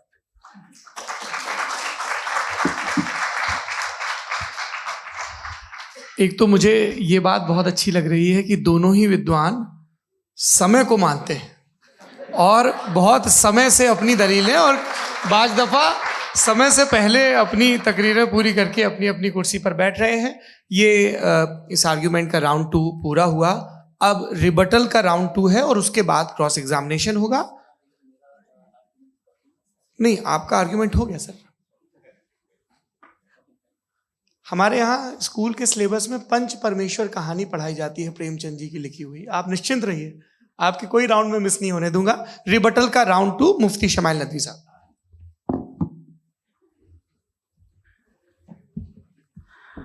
असल में जो हकीकी प्रॉब्लम है, असल प्रॉब्लम है, वो ये है कि जावेद साहब के पास कॉन्सेप्ट ऑफ गॉड क्लियर नहीं है। इन्होंने कहा कि कायनात से पहले खुदा तो था, तब भी तो टाइम होगा। ये टाइम कायनात का हिस्सा है। हम खुदा, उस खुदा को मानते हैं, नेसेसरी बीइंग का टाइमलेस होना जरूरी है, चूंकि वो टाइम का क्रिएटर है। जब उसने टाइम को क्रिएट किया तो वो खुद टाइम पे कैसे होगा? उसने जब स्पेस को क्रिएट किया तो खुद स्पेस में कैसे होगा? अगर वो टाइम एंड स्पेस को पहले से ही उसका पाबंद है तो फिर किस चीज को उसने क्रिएट किया? लिहाजा ये सवाल गलत है कि खुदा था तो टाइम होगा। बिल्कुल नहीं, टाइम के पाबंद हम है, खुदा नहीं है। हम फिजिकल वर्ल्ड से ताल्लुक रखते हैं, वो मेटाफिजिकल रियलिटी है। दूसरी चीज इन्होंने मिसाल दी कि चाय की केतली हवा में घूम रही होगी, और पता नहीं शायद वो बर्टन रसल का उन्होंने हवाला दिया। बहरहाल यही प्रॉब्लम है। प्रॉब्लम यही है कि हम चीजों के दरमियान डिफरेंशिएट नहीं कर पाते। ये जो आपने मिसाल दी ये इमेजिनेशन है, और मैं जो साबित कर रहा हूं वो लॉजिकल नेसेसिटी है। आप इमेजिन करने आए तो कुछ भी करें, जुपिटर में पिंक एलिफेंट होगा, यूनिकॉर्न होगा, करें, उससे कायनात पे क्या फर्क पड़ता है? उससे आप लॉजिकल नेसेसिटी साबित नहीं कर सकते। मैं तो उस प्राइम कॉज की बात कर रहा हूं, उस नेसेसरी बीइंग की बात कर रहा हूं जिसके बगैर इस कायनात का एग्जिस्टेंस मुमकिन नहीं है। दूसरी चीज, मजहब को साइंस चैलेंज करती है वगैरह वगैरह, ये हमारा टॉपिक ही नहीं है। मैं इस पे बात करूंगा तो फिर मेरा वक्त चला जाएगा। मजहब के ऊपर चूंकि हमारी डिस्कशन नहीं है, साइंस को मजहब और बिलखुसूस मैं और हमारा वर्ल्ड व्यू कम अज कम साइंस को पीछे नहीं करता है, साइंटिज्म की मजम्मत करता है। इसकी वजाहत मैंने पहले कर दी। दूसरी चीज इन्होंने कहा वर्ल्ड का नक्शा लीजिए, वर्ल्ड मैप लीजिए, 2 अलग अलग जगह की। हजरत मैंने ये होमवर्क किया था और मैंने मिडिल ईस्ट का एक नक्शा लिया और यूरोप का एक नक्शा लिया। ये मजहबी इलाका और ये लिबरल और एथीस्ट इलाका। मुझे पता चला कि सबसे ज्यादा रेप केसेस जो हैं वहां पर है।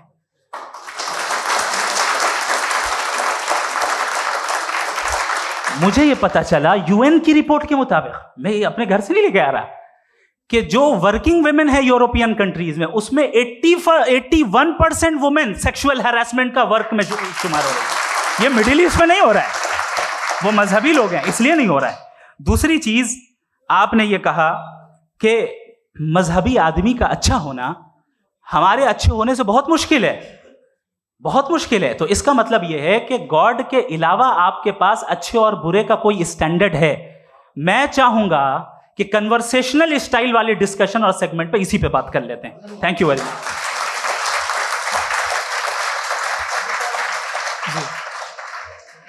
ये रिबटल का राउंड 2 है। आपके पास 5 मिनट का वक्त है और इसके बाद क्रॉस एग्जामिनेशन शुरू करेंगे। आप चाहे तो जो इन्होंने सवाल पूछे उनके जवाब आप रिबटल में भी दे सकते हैं। जी जी, देखिए पहले तो ये बात कि ये मिसाल गलत नहीं है, गलत है।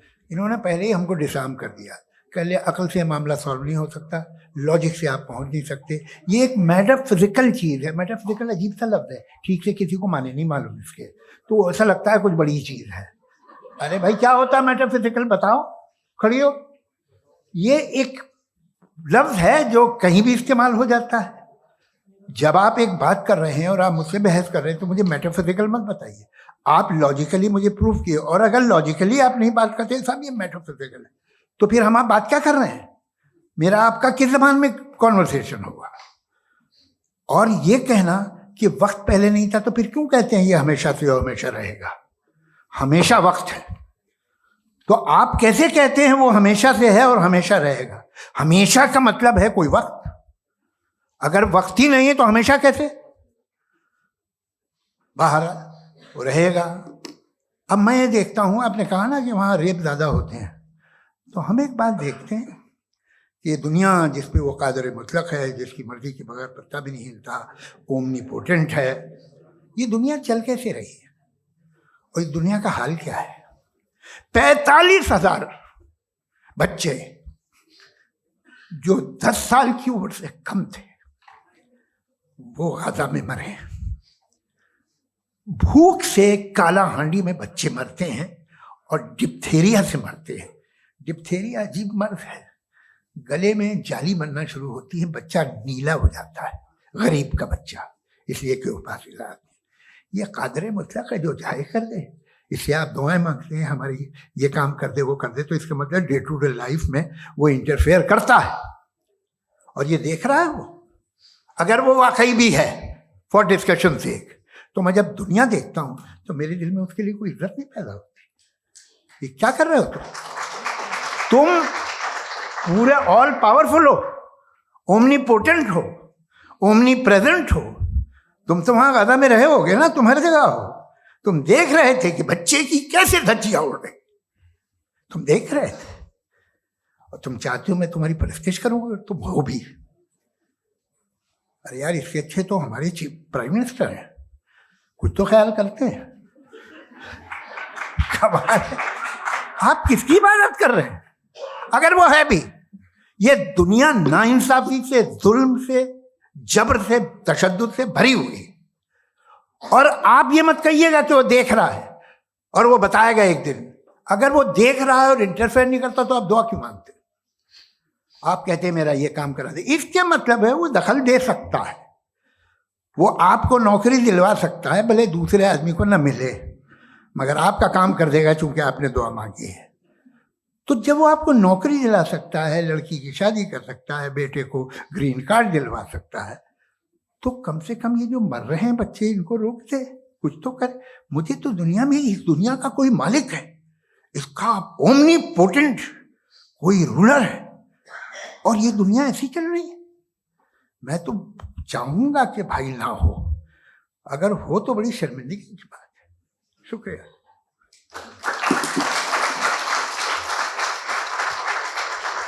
देवियों और सज्जनों, इस बहस के 2 राउंड और 2 रिबटल पूरे हो चुके हैं। अब सबसे जरूरी और सबसे मुश्किल राउंड शुरू हो रहा है, क्रॉस एग्जामिनेशन का। अब इन विद्वानों की सज्जनता की एक परख भी होगी और वक्त हमने 16 मिनट का तय किया है। पहला सवाल आप पूछना चाहेंगे? जी बिल्कुल। पहले बोले भी आप माइक ले लीजिएगा हाथ में, नीचे से। जी मैं बोलता हूँ, ये डायस हटा सकते हैं क्या हम थोड़ा क्विकली? डायस पीछे कर दीजिए बस थोड़ा सा, है ताकि ये जो दाएं बाएं लोग बैठे हैं, इसे हटा ही दीजिए, वरना वहां तो जाने वाले नहीं। आराम से आराम से दोनों तरफ से हटा दीजिए।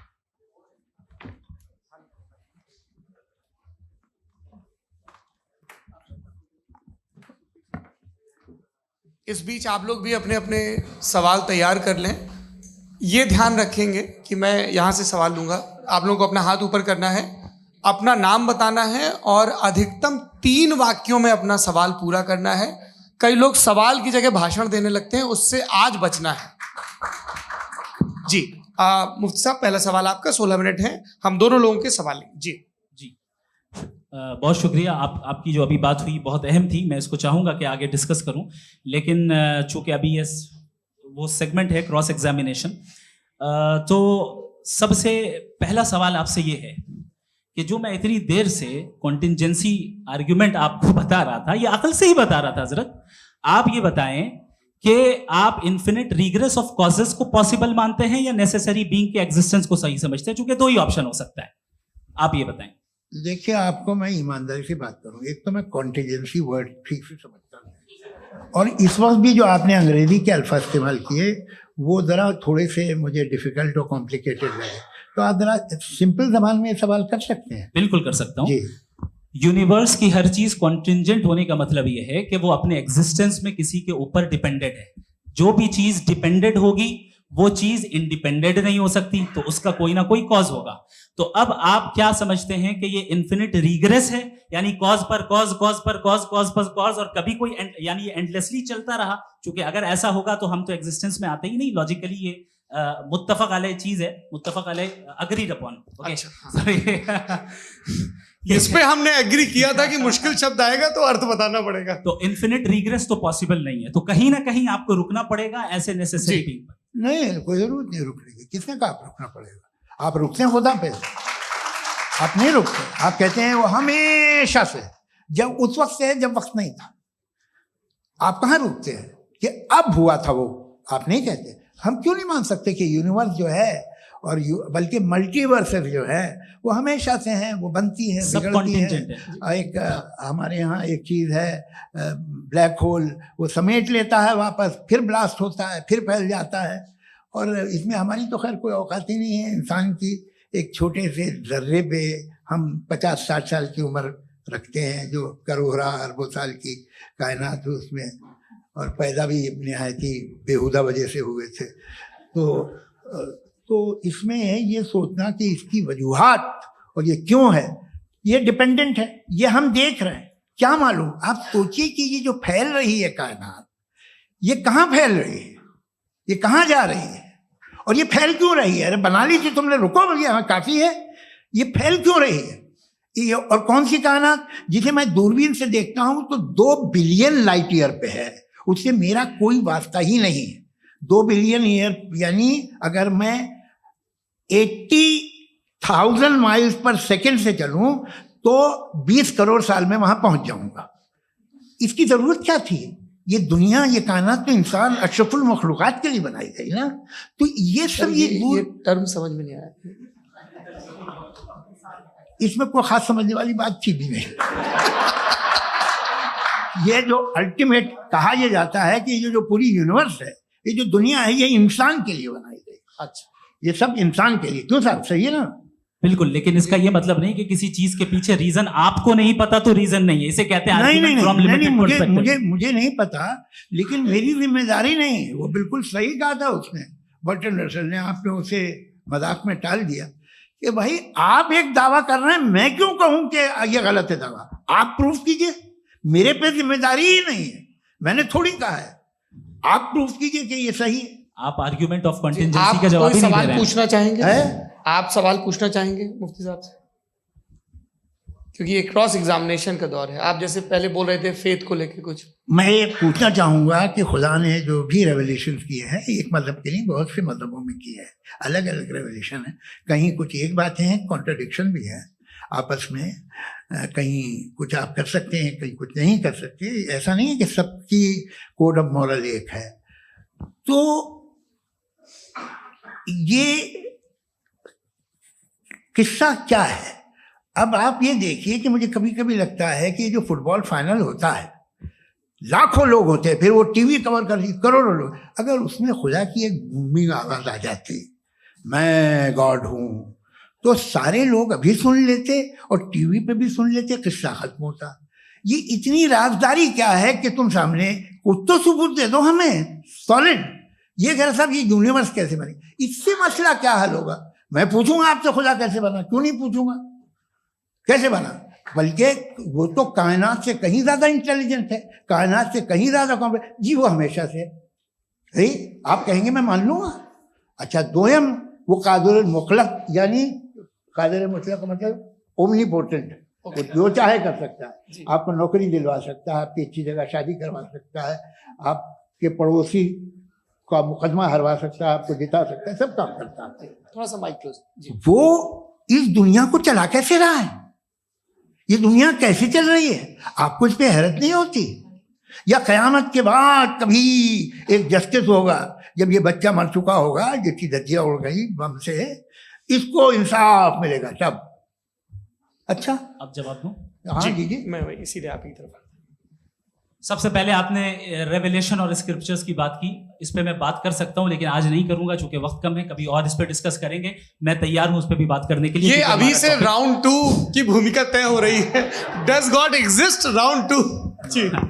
चूंकि आज गॉड के एग्जिस्टेंस पे बात है तो मैं उसी के रिलेटेड जो है आपके सवालात को एंटरटेन भी करूंगा और मैं भी पूछूंगा। आपने कहा कि आपने साबित ही नहीं किया, जबकि आर्ग्यूमेंट ऑफ कॉन्टिंजेंसी बुनियादी आर्ग्यूमेंट है। आप मुझे कॉन्टिंजेंसी का मतलब बताइए, आपका मतलब क्या कॉन्टिंजेंसी? कॉन्टिंजेंसी का मतलब यह हुआ कि हर वो वजूद जो किसी भी चीज का पाबंद है, हर वो वजूद या हर वो चीज जो अपने एग्जिस्टेंस में किसी भी चीज के पाबंद है और उससे बाउंड है, उसको उसकी जरूरत है, उस पर डिपेंड करती है, तो जाहिर सी बात है कि उसका कोई ना कोई कॉज होता है। ये तो अक्ल की बात है। ये आप रीजनिंग की बात करते हैं, मैं वही कर रहा हूं। दूसरी चीज, आपने ये बात कही कि इतने बिलियन लाइट ईयर्स दूर है, उसका मेरा क्या लेना देना। फिर मेरे ख्याल से आपको ये नहीं कहना चाहिए I think therefore I am an atheist. आपको सोचना चाहिए, सिर्फ आप एक लिमिटेड दायरे में रहकर नहीं सोचें बल्कि बाहर निकलकर सोचें। आपने तीसरा सवाल किया, आपने 2-3 सवाल एक साथ। ऐसी बातें ना कीजिए, कुत्तों को इतराज हो जाएगा आप पे कि आप कुछ भी सोचिए। ये इजाजत आपको है नहीं, मुझे है।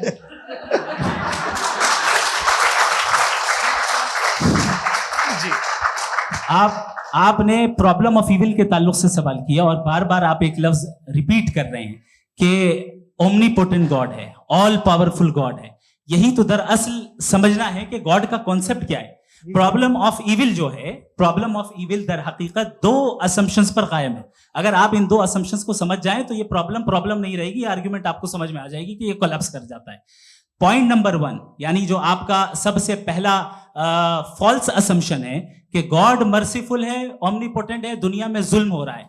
लेकिन आपको यह समझना चाहिए कि हमारे वर्ल्ड व्यू के मुताबिक गॉड सिर्फ ओमनीपोटेंट और सिर्फ मर्सीफुल नहीं है, बल्कि वो ऑल वाइज भी है और वो ऑल नोइंग भी है। उसके हर काम के पीछे हिकमत और विजडम है। ये कोई जरूरी नहीं है कि वो हिकमत और विजडम आपको समझ में आए या मुझे समझ में आए। अगर आप जो समझ रहे हैं उसके मुताबिक आप फैसला कर रहे हैं, ये लिमिटेड पर्सपेक्टिव से आर्गुमेंट है। और इस चीज को हम अपनी दुनिया में, अपने लाइफ में, डेली लाइफ में इस प्रिंसिपल को एक्सेप्ट करते हैं। हम जब किसी डॉक्टर के पास जाते हैं, डॉक्टर के पास जाकर वो अगर उसने हमें कोई दवाई दी है तो हम ये तो नहीं कहते कि जब तक आपके पास जितना नॉलेज और जितना विजडम नहीं है, आपने क्यों ये दवाई दी है, तब तक हम इस चीज को एक्सेप्ट नहीं करेंगे। नहीं कहते, हम उसकी अथॉरिटी को तस्लीम करते हैं। क्यों? क्योंकि उसकी हम जानते हैं कि वो नॉलेजेबल है, वो विजडम वाला है, हमसे ज्यादा नॉलेज और हमसे ज्यादा विजडम है। बताएं सर। मैंने डॉक्टर में और खुदा में बड़ा लिखा से डॉक्टर पढ़ा लिखा होता है एक, तो मैं उसकी बात सुनूंगा। 2 ये नहीं, कुछ जवाब तो ये भी नहीं है सर। प्लीज आप अगर सब ऑडियंस से बोलने लगेंगे तो फिर मतलब नहीं सिविलाइज्ड बहस का। मतलब आप ये कहें कि क्योंकि आप डॉक्टर पे बिलीव करते हैं इसलिए खुदा पे बिलीव कीजिए, क्या ये मिसाल आपको समझाने के लिए आर्गुमेंट है, इस पे आपको एतराज नहीं है। तो सिंपल बात ये है कि मैं अगर ये यकीन कर लूं कि एक ओमनीपोटेंट, उसकी मसलहत है, ये जो बच्चे मर रहे हैं ये मसलहत है उसकी, मुझे नहीं चाहिए थी मसलहत। उसकी मसलहत नहीं, यही तो समझना है, मतलब एक्सपीडियंसी। अच्छा, इस आपने अभी मेरी बात पूरी सुनी नहीं। मैंने कहा आपका पूरा आर्ग्यूमेंट 2 फॉल्स असम्पशंस पर है। एक फॉल्स असम्पशन मैंने बता दिया, दूसरा फॉल्स असम्पशन ये है कि इस दुनिया में इविल के होने का कोई गुड रीजन नहीं है, जबकि हमारे पास बाज रीजंस मौजूद हैं, हमारे पास बाज वजूहात मौजूद हैं। अगर इस दुनिया में इविल ना हो तो आप गुड को डिफाइन कैसे करेंगे? अगर जुल्म ना हो आप इंसाफ को समझेंगे कैसे? अगर तारीकी ना हो तो आप लाइट को समझेंगे कैसे? बहुत अच्छे। अभी और सुन लें, अभी और बाकी है। ये तो बात बहुत पसंद आई साहब मुझे कि जब तक रेप ना हो तब तक औरतों की इज्जत का ख्याल आपने मेरा जवाब पूरा सुना ही नहीं। जब तक के बच्चों का कत्ल ना किया जाए तब तक आपको बच्चों की मासूमियत की इज्जत। आपने पूरा जवाब सुना ही। क्या बात है, क्या आपने नुक्ता निकाला? आपने पूरा जवाब सुना ही नहीं। आप सुन लें, मेरी बात सुन लें। ये मैंने आपको एक चीज बताई। दूसरी चीज, इस दुनिया में हम आए हैं टेस्ट के लिए, हमारा टेस्ट हो रहा है और हर इंसान का अलग अलग अंदाज में टेस्ट होता है। और इस दुनिया में अगर इविल मौजूद है तो वो इविल जरिया है हमारे अंदर ह्यूमन नोबल क्वालिटीज को डेवलप करने का और अलग अलग फील्ड में प्रोग्रेस करने का। और अगर हमारे अंदर और इस दुनिया में इविल नहीं होता तो बताइए टेस्ट का मतलब क्या होता? अगर मैं अपने स्टूडेंट को एमसीक्यूज दूं और उसमें सिर्फ राइट आंसर लिख कर दे दूं और कहूं तुम्हारा टेस्ट हो गया, ये मीनिंगलेस है। इस दुनिया में अगर हम टेस्ट के लिए आए हैं तो जाहिर है गुड एंड इविल दोनों मौजूद है। तो अगर गुड एंड इविल दोनों मौजूद है तो ये इविल भी खुदा का बनाया हुआ है? जी हाँ, खुदा का बनाया हुआ है। लेकिन अच्छा, चलो अच्छी बात। जी बिल्कुल, तो बिल्कुल खुदा ने मतलब बनाया। अभी तो ये है कि जो मेजॉरिटी है दुनिया में वो इविल है, तो ये खुदा एक्चुअली इविल के साइड पे लग रहा है मुझे। बिल्कुल भी नहीं, मैं बता मेजॉरिटी में तो वो है। क्या बात कर रहे हैं भाई आप? मैं बहुत कोई भी जो मुंसिफ होगा, चाहे आपका अपना घर हो जिसके आप सबसे बड़े हैं, चाहे आपकी ऑर्गेनाइजेशन हो जो आप चलाते हैं, वहां पर आप इविल रखेंगे साबित करने को कि बाकी लोग शरीफ हैं? मेरी बात सुनिए। क्या ये आर्ग्यूमेंट ही गलत है? अगर कि जब तक के कोई इविल नहीं होगा तब तक के शरीफ आदमी शरीफ नहीं लगेगा। अगर एग्जामिनर गलत ऑप्शन दे रहा है तो एग्जामिनर इविल नहीं हो गया, जो गलत ऑप्शन को सेलेक्ट कर रहा है वो फेल होगा। क्रिएटर ने इविल को बनाया है लेकिन वो इविल नहीं है। अच्छा सुनिए मेरी बात, लेट मी कंप्लीट सर। जी जी। क्रिएटर ने इविल को बनाया है टेस्ट के लिए, वो इविल नहीं है। इविल वो होगा जो उसे इख्तियार करेगा।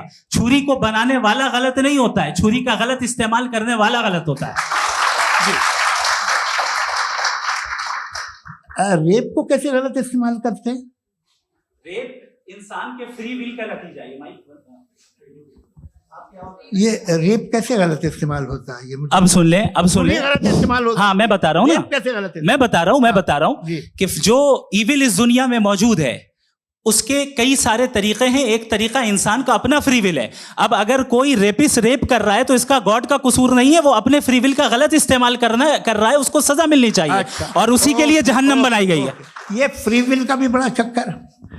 आप जब कोई बुरा काम करते हैं या कोई बुराई होती है तो ये कहा जाता है कि ये फ्री विल है। 7 billion free wills are moving on this planet. 7 billion free will. और एक आदमी अपनी फ्री विल से मुझे कत्ल कर दे तो मैं खुदा की मर्जी से मरा हूं कि इसकी फ्री विल की वजह से? मेरी मौत खुदा के हाथ है या ये फ्री विल वाले के हाथ है? खुदा ने फ्री विल का निजाम बनाया है और उस निजाम का गलत इस्तेमाल करके कोई आपको मार रहा है, इस्तेमाल करके मेरा कत्ल कर देता है। अब मेरी मौत का जिम्मेदार कौन है? वो इंसान जिम्मेदार है। वो इंसान। जी। तो ये कहना कि और उसको सजा मिलेगी। तो अब आप आगे चलिए कि ये तय करना कि अल्लाह ही या अल्लाह ने खुदा ही जिंदगी देता है, खुदा ही मौत देता है, ये गलत है। बिल्कुल गलत नहीं है। हाँ, नहीं, निजाम उसी ने बनाया फ्री विल का। निजाम मौत और हयात का उसी ने बनाया। You are contradicting yourself. अभी आपने कहा कि एक आदमी ने फ्री विल से आपको मार दिया, इसमें उसे फ्री विल दी गई थी, उसने गलत इस्तेमाल किया। 7 billion free wills are moving on this planet और आप चाह रहे हैं कि मैं सिर्फ खुदा का ध्यान करूं। ये 7 बिलियन फ्री विल्स को मुझे लुक आफ्टर करना पड़ेगा कि नहीं? ये तो तबाहियां कर रही हैं और तबाहियां ज्यादा हो रही हैं। बिल्कुल। तो अगर आप बताएं अगर खुदा नहीं है फॉर एग्जाम्पल, तो आप इविल को कैसे डिसाइड करेंगे? यानी how can you define evil objectively without God? देखिए, दुनिया में 2 तरह के जानवर हैं। एक जो अकेले रहते हैं जंगल में और एक जो ग्रुप्स में रहते हैं।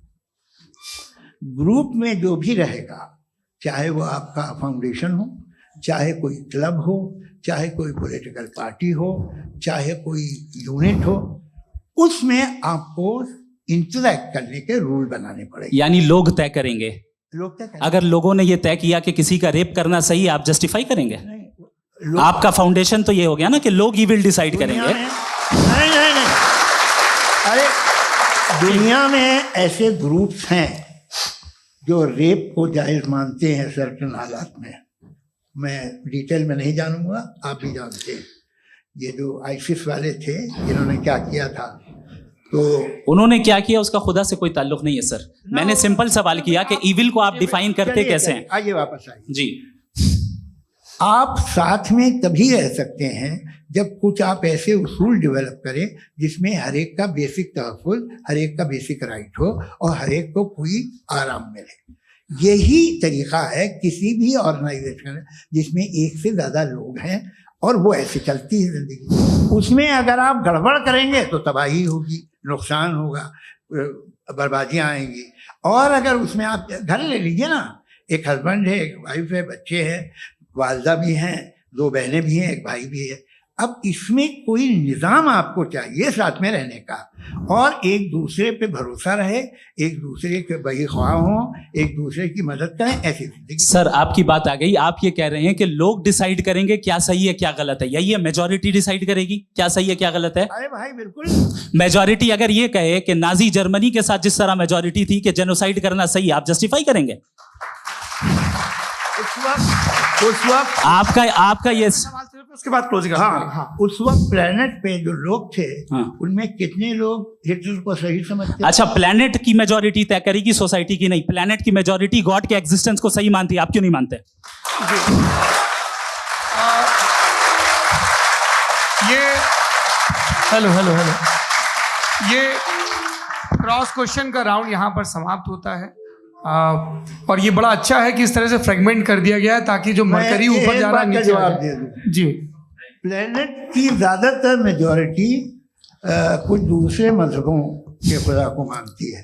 आप उन्हें क्यों नहीं, आप तो मेजॉरिटी की बात कर रहे हैं। अच्छा, ये क्लोजिंग आप ये कह रहे हैं इविल और गुड को डिसाइड मेजॉरिटी करेगी, मेजॉरिटी जो कर दे वो सही हो जाएगा।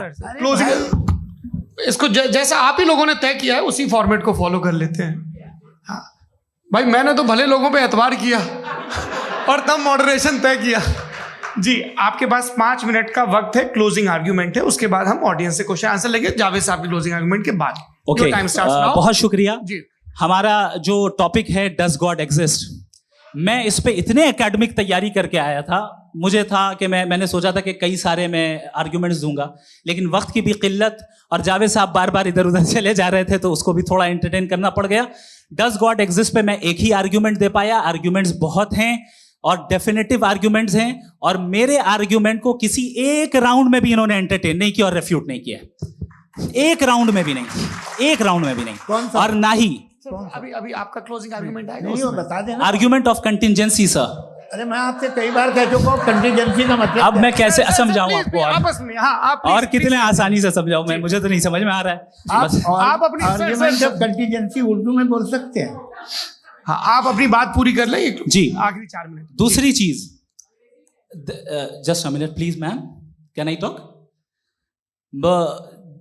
दूसरी चीज ये है कि आपने एक तो इसका जवाब नहीं दिया, दूसरा आपने गॉड के ना होने पर कोई डेफिनेटिव आर्ग्यूमेंट नहीं दिया, सिर्फ मजहब पे बात कर रहे हैं आप। मजहब तो आज हमारा टॉपिक ही नहीं था। आज तो हमारा टॉपिक हो, आप मजहब से ले लेकर आईएस तक चले गए। भाई हमारा क्या ताल्लुक है उससे? We condemn them. और उसका गॉड से क्या ताल्लुक है? अगर कोई गलत काम कर रहा है, किसी ने किसी को कत्ल किया, किसी ने किसी का रेप किया, उसको सजा मिलनी चाहिए। और आपके पास कोई भी rational strong foundation of morality नहीं है। आपने कहा कि मेजॉरिटी तय करेगी सोसाइटी की, वो सही होगा। मैंने कहा हिटलर को फिर आप सही कहेंगे? नहीं, प्लैनेट की सोसाइटी की मेजॉरिटी तय करेगी। तो प्लैनेट की मेजॉरिटी गॉड के एग्जिस्टेंस को मानती है, आप कह रहे हैं ये रिलीजियस है। तो यानी आपके पास कोई स्ट्रॉन्ग फाउंडेशन नहीं है ऑब्जेक्टिव मोरालिटी का। ऑब्जेक्टिव मोरालिटी का अगर कोई फाउंडेशन है तो वो सिर्फ गॉड है, गॉड है, गॉड है। थैंक यू जी। ये मुफ्ती शमाइल नदवी साहब का क्लोजिंग आर्ग्यूमेंट था। अब हमारे पास जी ये बड़ा अच्छा है कि दोनों लोगों को मॉडरेटर से शिकायत भी और बोल रहे भाई हमारी शाबाशी भी तो करते चलो। अब मेरी बात जी, आपके पास जावेद अख्तर साहब 5 मिनट का वक्त है, ये आपका क्लोजिंग आर्ग्यूमेंट है। टाइम रीसेट कर दें जी। देखिए, बहुत सारी बातें हैं। गॉड का डेफिनेशन दुनिया के किसी भी रिलीजन में है कि वो ओमनीपोटेंट है, वो ओमनीप्रेजेंट है, he is just, he is kind, he loves you and so on. मैं जब दुनिया देखता हूँ तो मुझे कोई ऐसा सुप्रीम पावर यहाँ दिखाई नहीं देती है जो इंसान की बहबूदी के लिए कुछ कर रही हो, कमज़ोर को बचा रही हो, मदद कर रही हो, जालिम को पीछे हटा रही हो। मैं नहीं देखा, तारीख में नहीं। एक तो अगर है और ये देख रहा है तमाशा, तो उसका होना न होना बराबर है।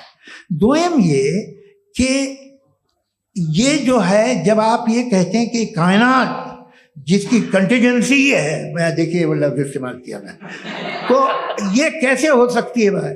और फौरन आप सरेंडर कर देते हैं कि जाहिर है कि इसका बनाने वाला तो इससे 10,000 गुना ज़्यादा कॉम्प्लिकेटेड होगा। उस पर आपके होने पे कोई इतराज नहीं है। उसे वो टाइमलेस है, वो पहले से था, टाइम तो बहुत बाद में आया, ये सब आप मानने को तैयार है, जिसका आपके पास कोई सबूत नहीं, आपके पास कोई रीजन नहीं है। आपकी तारीफ क्या है मजहबों की? बिलीफ की, जो खुदाओं का बिलीफ है, ये कॉन्स्टेंटली गलत साबित होता रहा है। मतलब आप कहें कि अरिस्टोटल के ज़माने में तो सब जाहिल थे, वो भी इतने ही यकीन से खुदा पे यकीन रखते थे, जो अब नहीं रहा, ये भी नहीं रहेगा, आप लिख लीजिए। और इसके आसार आपको दुनिया में दिखाई देना शुरू हो चुके हैं। ये बहस क्या आज से 100 साल पहले इस तरह हो सकती थी? यहाँ तक तो आपको हम ले आए हैं। तो सर अरे इनको मदद की जरूरत नहीं भाई, ये सेल्फ सफिशिएंट आदमी है, आप क्यों इनकी मदद कर रहे हैं? Sir please. तो ये जो है तमाम बातें अपनी जगह हैं, ये एक पैकेज है। आप अकेले, कोई आदमी ऐसा नहीं जो सिर्फ गॉड को मानता हो, उसके साथ बहुत पैराफर्नेलिया आता है, अलग अलग पैराफर्नेलिया आते हैं। They have always created chaos in the society. मैं तो आपको सीधा ऑफर देता हूँ कि दुनिया में 10 इम्पॉर्टेंट बिलीव्स है। आप एक मानते हैं, 9 नहीं मानते, 9 में आप एथीस्ट हैं, 9 को आप बिल्कुल रीजनेबली मेरी तरह देखते हैं। तो 90 मजहबी आदमी भी 90% एथीस्ट है, वो दूसरे खुदा नहीं मानता, एक खुदा मानता है अपना वाला, बाकियों को कहता है गलत है। अगर आप मानना ही बंद कर दे तो आपका 10% चांस है कि आप सही हैं और 90% चांस है कि आप गलत हैं। मेरा मशवरा है, आप मानना छोड़ दिए तो 50% चांस होगा कि आप सही हैं और 50% चांस होगा, 40% आप गेन करेंगे बाय बिकम एन एथीस्ट।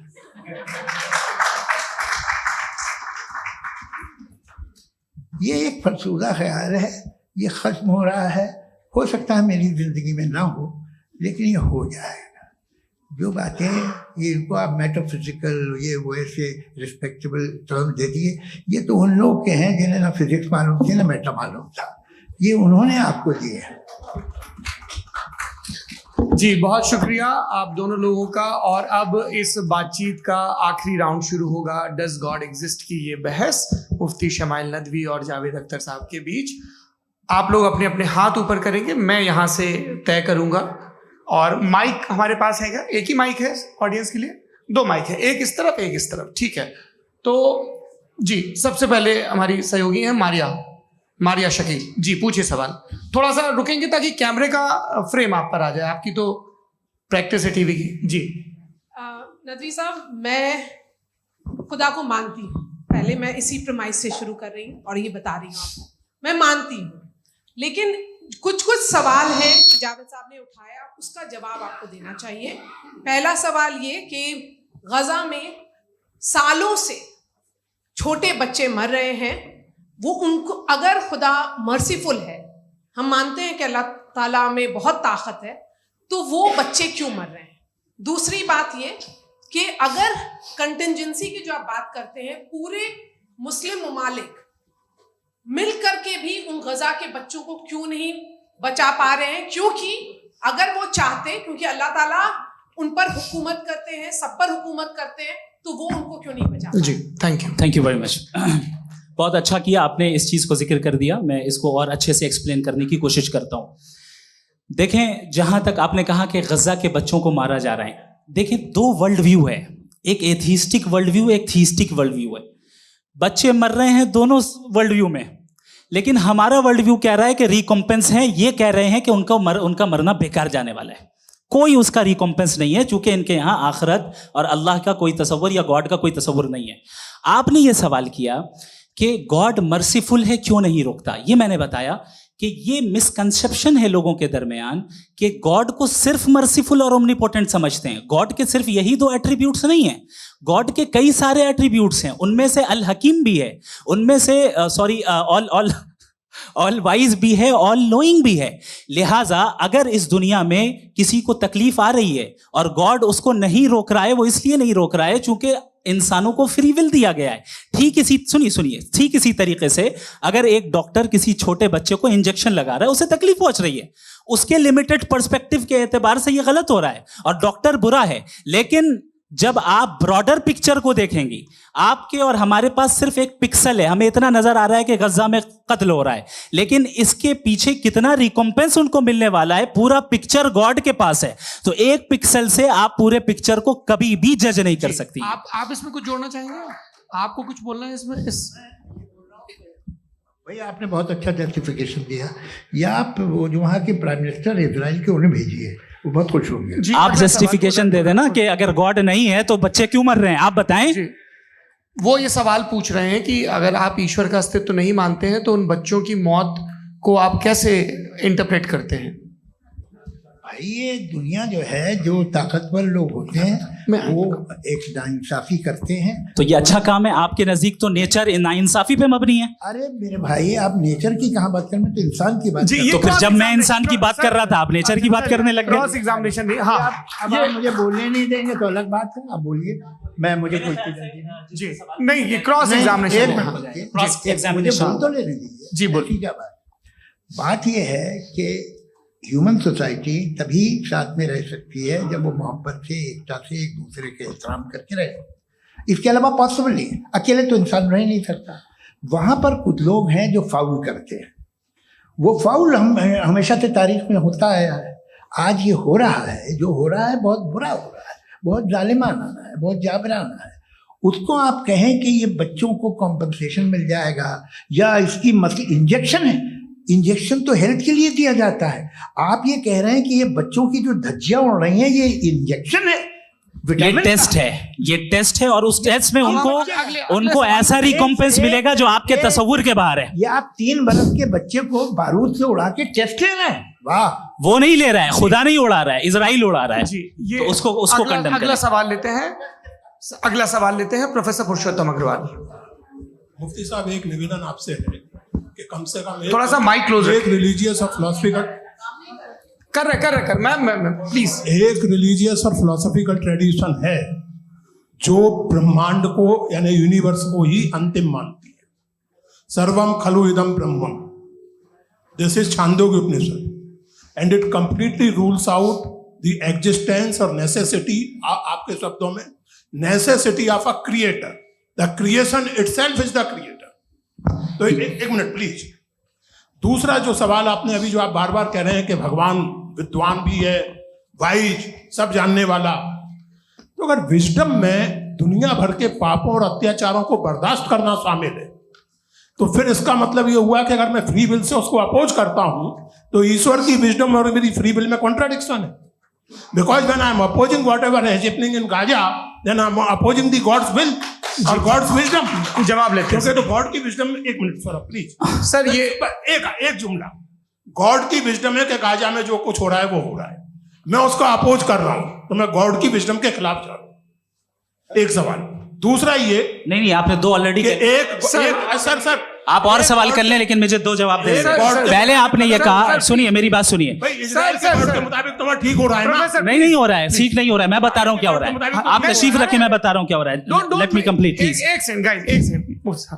ये देखिए, ऐसा है कि ये सब बड़ा आपस में विचार विमर्श के बाद ये तय हुआ था कि कुछ नियम बना लिए जाएं ताकि एक टाइम बाउंड बातचीत चले।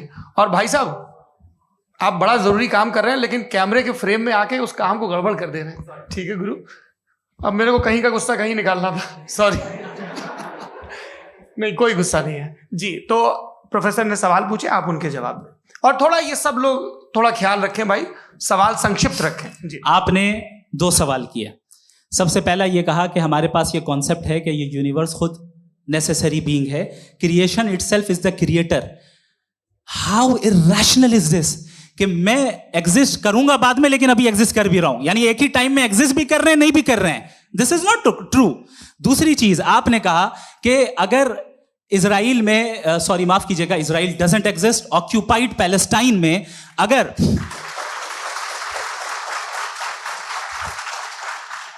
ऑक्यूपाइड पैलेस्टाइन में बच्चों को मारा जा रहा है फ्री विल की वजह से और गॉड नहीं रोक रहा, ये कॉन्ट्रडिक्शन है। ये बताइए कि एक एग्जाम में एक बच्चा गलत आंसर लिख रहा है, सुनिए, एग्जामिनर चाहे तो रोक सकता है, क्यों नहीं रोक रहा है? ये कॉन्ट्रडिक्शन है, ये कॉन्ट्रडिक्शन नहीं है।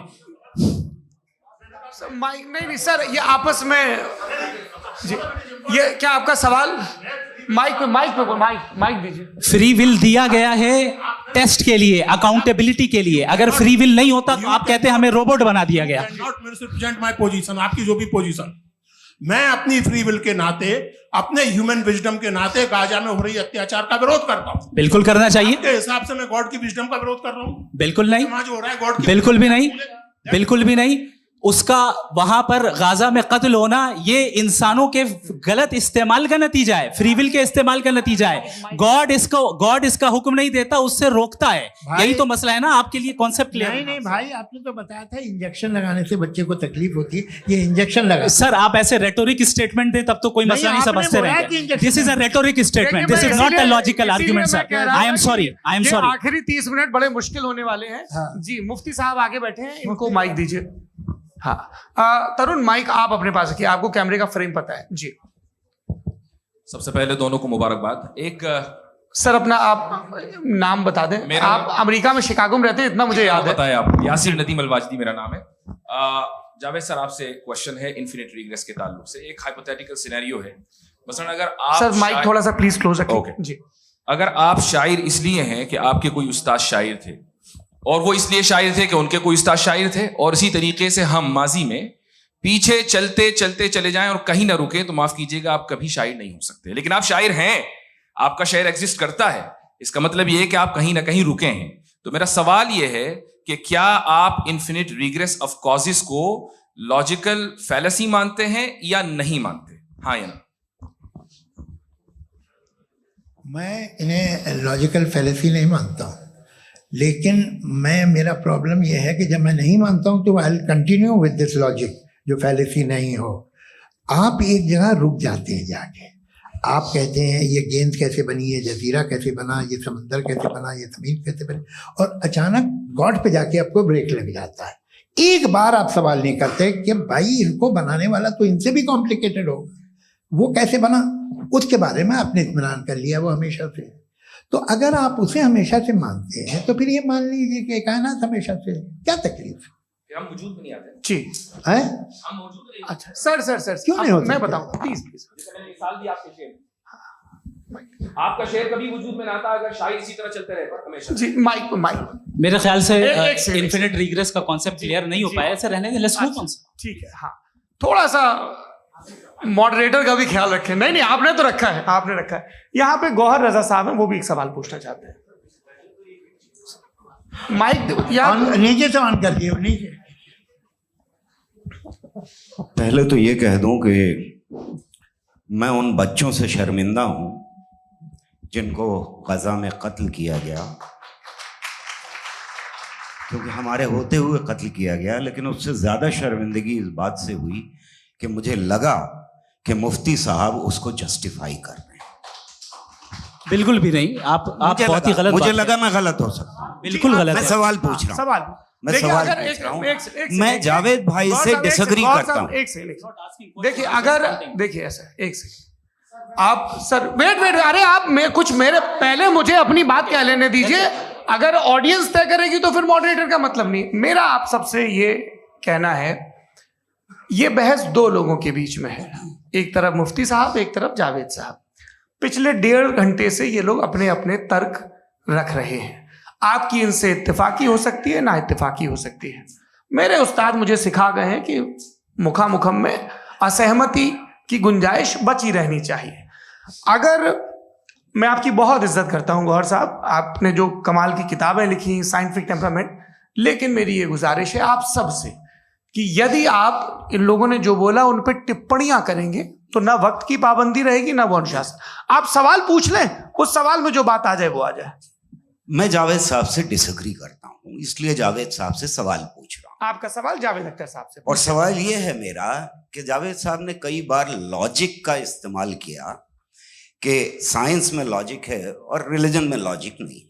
मेरा ख्याल ये है कि रिलीजन में भी लॉजिक है, लेकिन उस लॉजिक की बेसिस ये है कि आप रुक जाते हैं, जिसका जिक्र जावेद साहब ने बार बार किया। यानी खुदा के तसव्वुर पे आते हुए, गॉड के तसव्वुर पे आते हुए रुक जाते हैं। और इसमें सवाल पूछना मतलब फॉरबिडन होता है। सवाल यह है कि क्या जावेद साहब इससे अग्री करते हैं कि साइंस की लॉजिक अलग है और रिलीजन की लॉजिक अलग है? बताइए सर। देखिए, तीन चीज़ें हैं। साइंस है, एक है मंतिक है, इस्तिदलाल है, और एक जो है कुछ भी नहीं है, फेथ है, अकीदा है। मैं अकीदे की लॉजिक का कायल नहीं हूँ। मुझे आप इस्तिदलाल से, लॉजिक से, रीज़न से समझाइए, मैं मानने को तैयार हूँ, मेरा क्या नुकसान होगा। लेकिन ये कि अकीदे पे मैं नहीं जा सकता हूँ। अकीदे का मतलब है कि तुम ये मान लो, सवाल ना करो, ये नहीं। आप सारी बातें करके, बड़ी साइंटिफिक बातें करके एक जगह जाके खुदा के हुदूद पे रुक जाते हैं, सरेंडर कर देते हैं। मैं सरेंडर करने को तैयार नहीं। That's all. जी, ये आगे सर बैठे हुए हैं, इनको माइक दीजिए। भाई वो आप पूछना चाह रहे थे ना? हाँ, नहीं मैं ये थैंक यू जी। आपका नाम? आसिम इफ्तिखार। आसिम जी, पूछिए। सर, जावेद सर से सवाल है कि आपने अपने माइक थोड़ा करीब अपने क्लोजिंग स्टेटमेंट में ये बात कही थी कि मज़हब का जो फ्यूचर है वो ज़्यादा दिन नहीं जाने वाला है, लेकिन मैं देख पा रहा हूँ कि जो ऑक्सफोर्ड यूनिवर्सिटी की एक स्टडी है 2011 में हुई है, जिसके 50 एकेडमिशियंस ने इसको अंजाम दिया था, उसमें वो ये कहते हैं कि जो फेथ इन गॉड है वो इनबिल्ट है ह्यूमन नेचर के अंदर, जिसको हम कहते हैं फितरत के अंदर शामिल है वो। और वो ये कहते हैं कि अगर कोई ये समझता है कि मज़हब को वो ख़त्म कर देगा तो ये उसकी गलत फहमी है। तो आप इसके बारे में, इस स्टडीज़ के बारे में क्या कहते हैं? ठीक है, मैं उनसे एग्री नहीं करता हूँ।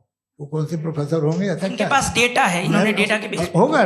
डेटा क्या हो सकता है? फ्यूचर का डेटा तो नहीं हो सकता ना उनके पास, प्रेजेंट का डेटा हो सकता है। डेटा आपने सुना 100 साल पहले का बाद का डेटा? मैंने तो नहीं सुना आज तक। तो आज उनकी ये राय है और हो भी रहा है, ठीक है। दुनिया में तरह तरह की राय है लोग, लेकिन मैं समझता हूँ कि वक्त के साथ इंसान ज़्यादा से ज़्यादा रीजनेबल और लॉजिकल होता जा रहा है। आज आप देखिए वेस्टर्न यूरोप में क्या परसेंटेज है नॉन बिलीवर्स की, बहुत हाई। वहाँ चर्च खाली पड़े होते हैं। तो अल्टीमेटली तो इंसान कोई ऐसी बात बहुत अरसे तक नहीं मान सकेगा, चाहे गलत या सही, जो उसे, उसके दिमाग को, उसके जहन को, उसकी लॉजिक को अपील न करे। वो कह रहे हैं तो ऑक्सफोर्ड के होंगे तो कैम्ब्रिज के होंगे, मुझे क्या लेना देना। उनका डेटा मुस्तकबिल का नहीं हो सकता है। जी दीपक, हाँ पूछिए। मैं आऊंगा अभी, पीछे की साइड भी आऊंगा, माइक वहीं भेजूंगा 2-3 साल के लिए। जी जावेद साहब, आपसे सवाल है। नमस्ते। अरे भाई सर, अगर आप ही लोग को तय करना है तो फिर 200 लोग तय कर लें। नहीं sir, please don't do this sir. Everybody has a right sir, but we can only take selected questions. No sir, अरे ये यंग लोग भी हैं तो इनकी ये अब उतने यंग, भाई आप यंग हैं कि नहीं हैं? वो कह रहे हैं वो भी यंग हैं साहब, आप उनकी नौजवानी पर दावा उनको ही करने थे। हाँ मुफ्ती साहब, आप यंग, हाँ पूछे। अरे भैया सर, मेरा सवाल ये है, इनसे भी तो पूछो। जी नहीं, बस आपसे एक सवाल है। जैसे थीस्टों के पास, अपने जो ईश्वर को मानते हैं, उनके पास अपने सोशल गेट टुगेदर्स हैं। 5 रोजा क्रिसमस आने वाला है, होली है, दिवाली है, ईद है। एथिस्ट क्या ऑफर कर रहे हैं? मतलब मैं इनकी दुकान से बोलूं, मैं आना चाहता हूं उस तरफ, पर मैं अट्रैक्ट नहीं हो पा रहा हूं। मैं सोशल गेट टुगेदर्स क्या है आपके पास?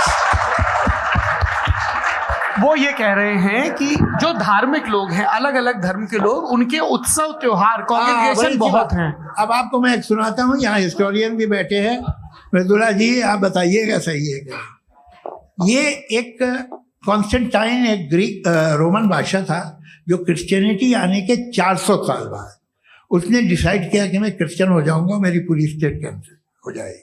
उस जमाने में ऐसे ही होता था, राजा जो धर्म इख्तियार करता था वो जनता भी कर लेती थी। इसलिए कि वो हो गया था बैंकरप्ट, और उसे जो मेडिटेरियन कोस्ट के रिच क्रिश्चियन वो थे मर्चेंट, उससे पैसा चाहिए था। तो उसने कहा यार क्रिश्चियन हो जाओ। तो उसने अपने वजीर से कहा कि भाई ये हिस्ट्री है कि अब हम लोग क्रिश्चियन हो जाते हैं। पहले सर हो जाएंगे, कोई प्रॉब्लम नहीं है, लेकिन एक प्रॉब्लम ये है कि 17 दिसंबर से 25 दिसंबर तक जो पेगन फेस्टिवल होता, जो पेगन जो फेस्टिवल होता है वो बंद हो जाएगा, इसलिए कि हम क्रिश्चियन हो गए तो होगा नहीं। तो वो बच्चों को बहुत बुरा लगेगा, पब्लिक को बहुत इंजॉय करते हैं, खासतौर से 25 को मेन डे। उसने कहा ये तो सही कह रहे हो, ये जीसस क्राइस्ट की पैदाइश कब थी? पहले साहब वो अप्रैल में थी। नहीं, कट करो, वो 25 दिसंबर को है। ये हकीकत है।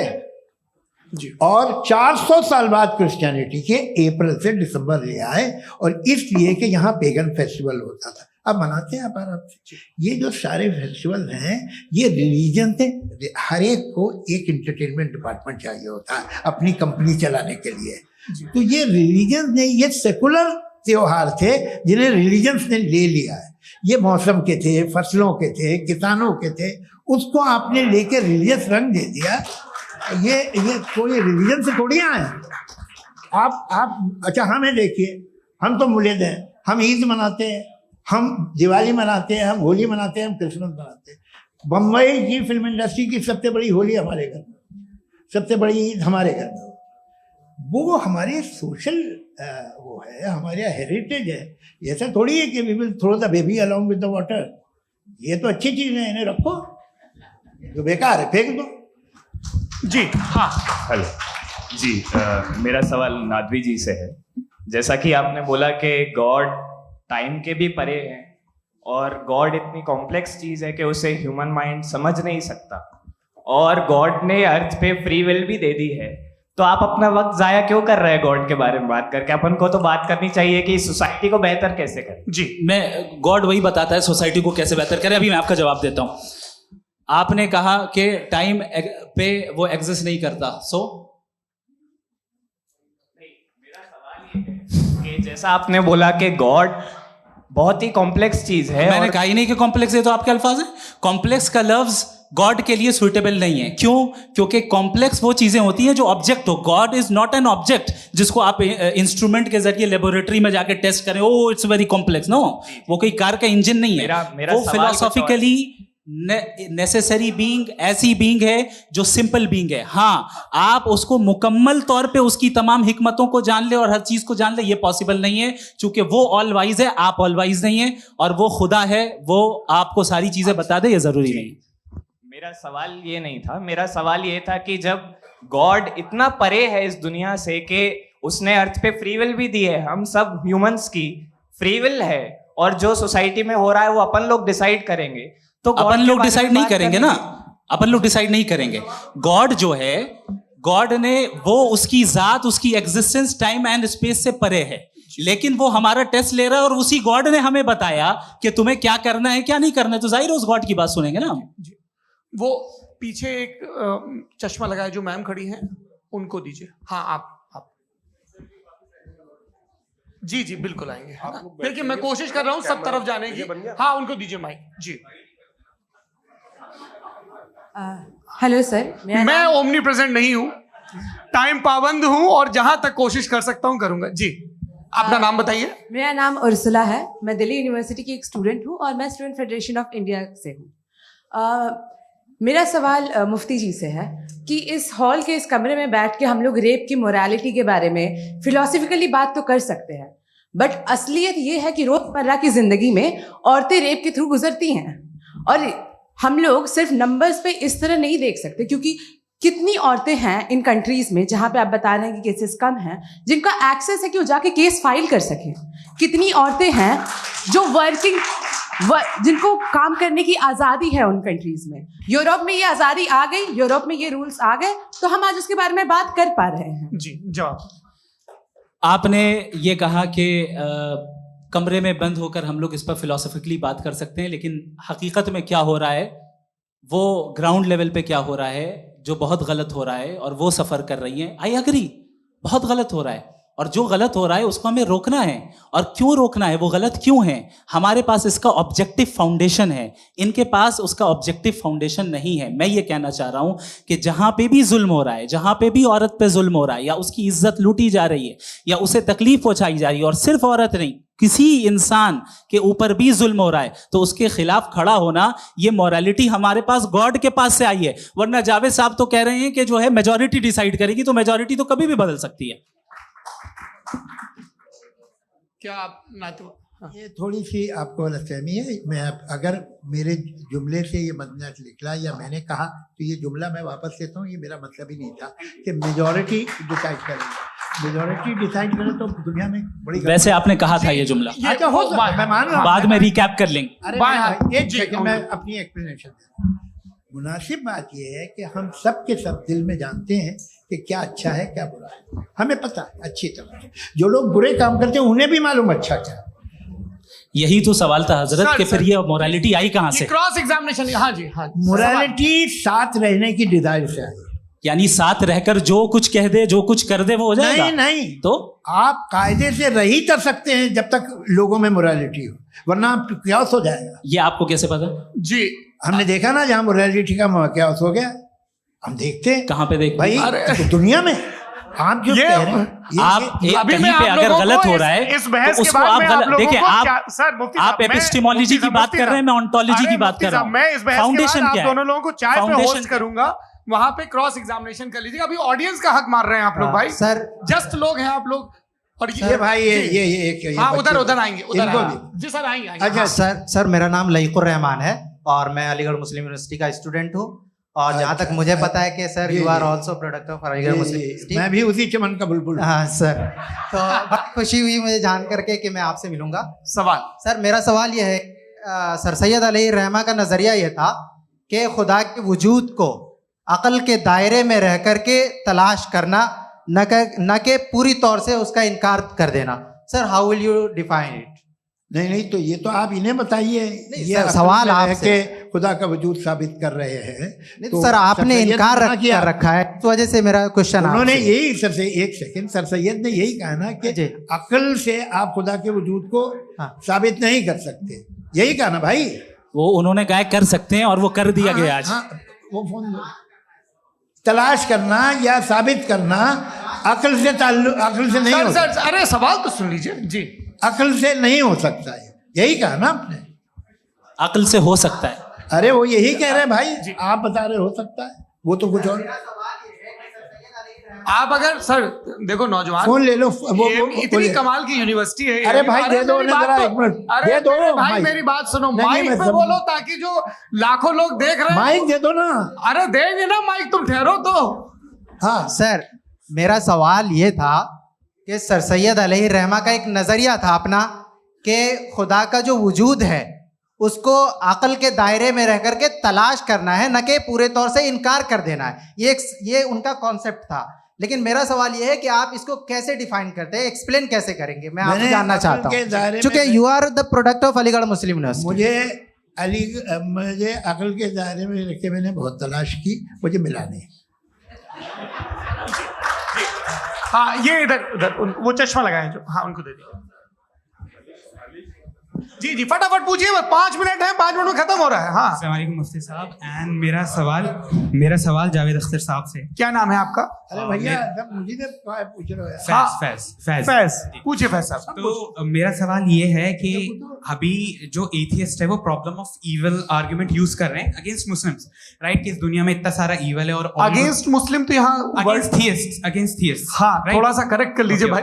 पूरी मशक्कत ही इसी बात की थी कि किसी एक मजहब पे बात न टिके। जी, तो बेसिकली ये आर्गुमेंट ऐसा है कि इस दुनिया में इतना ज्यादा इविल एग्जिस्ट करता है और अगर एक ऑल गुड गॉड है तो वो रोकता क्यों नहीं है?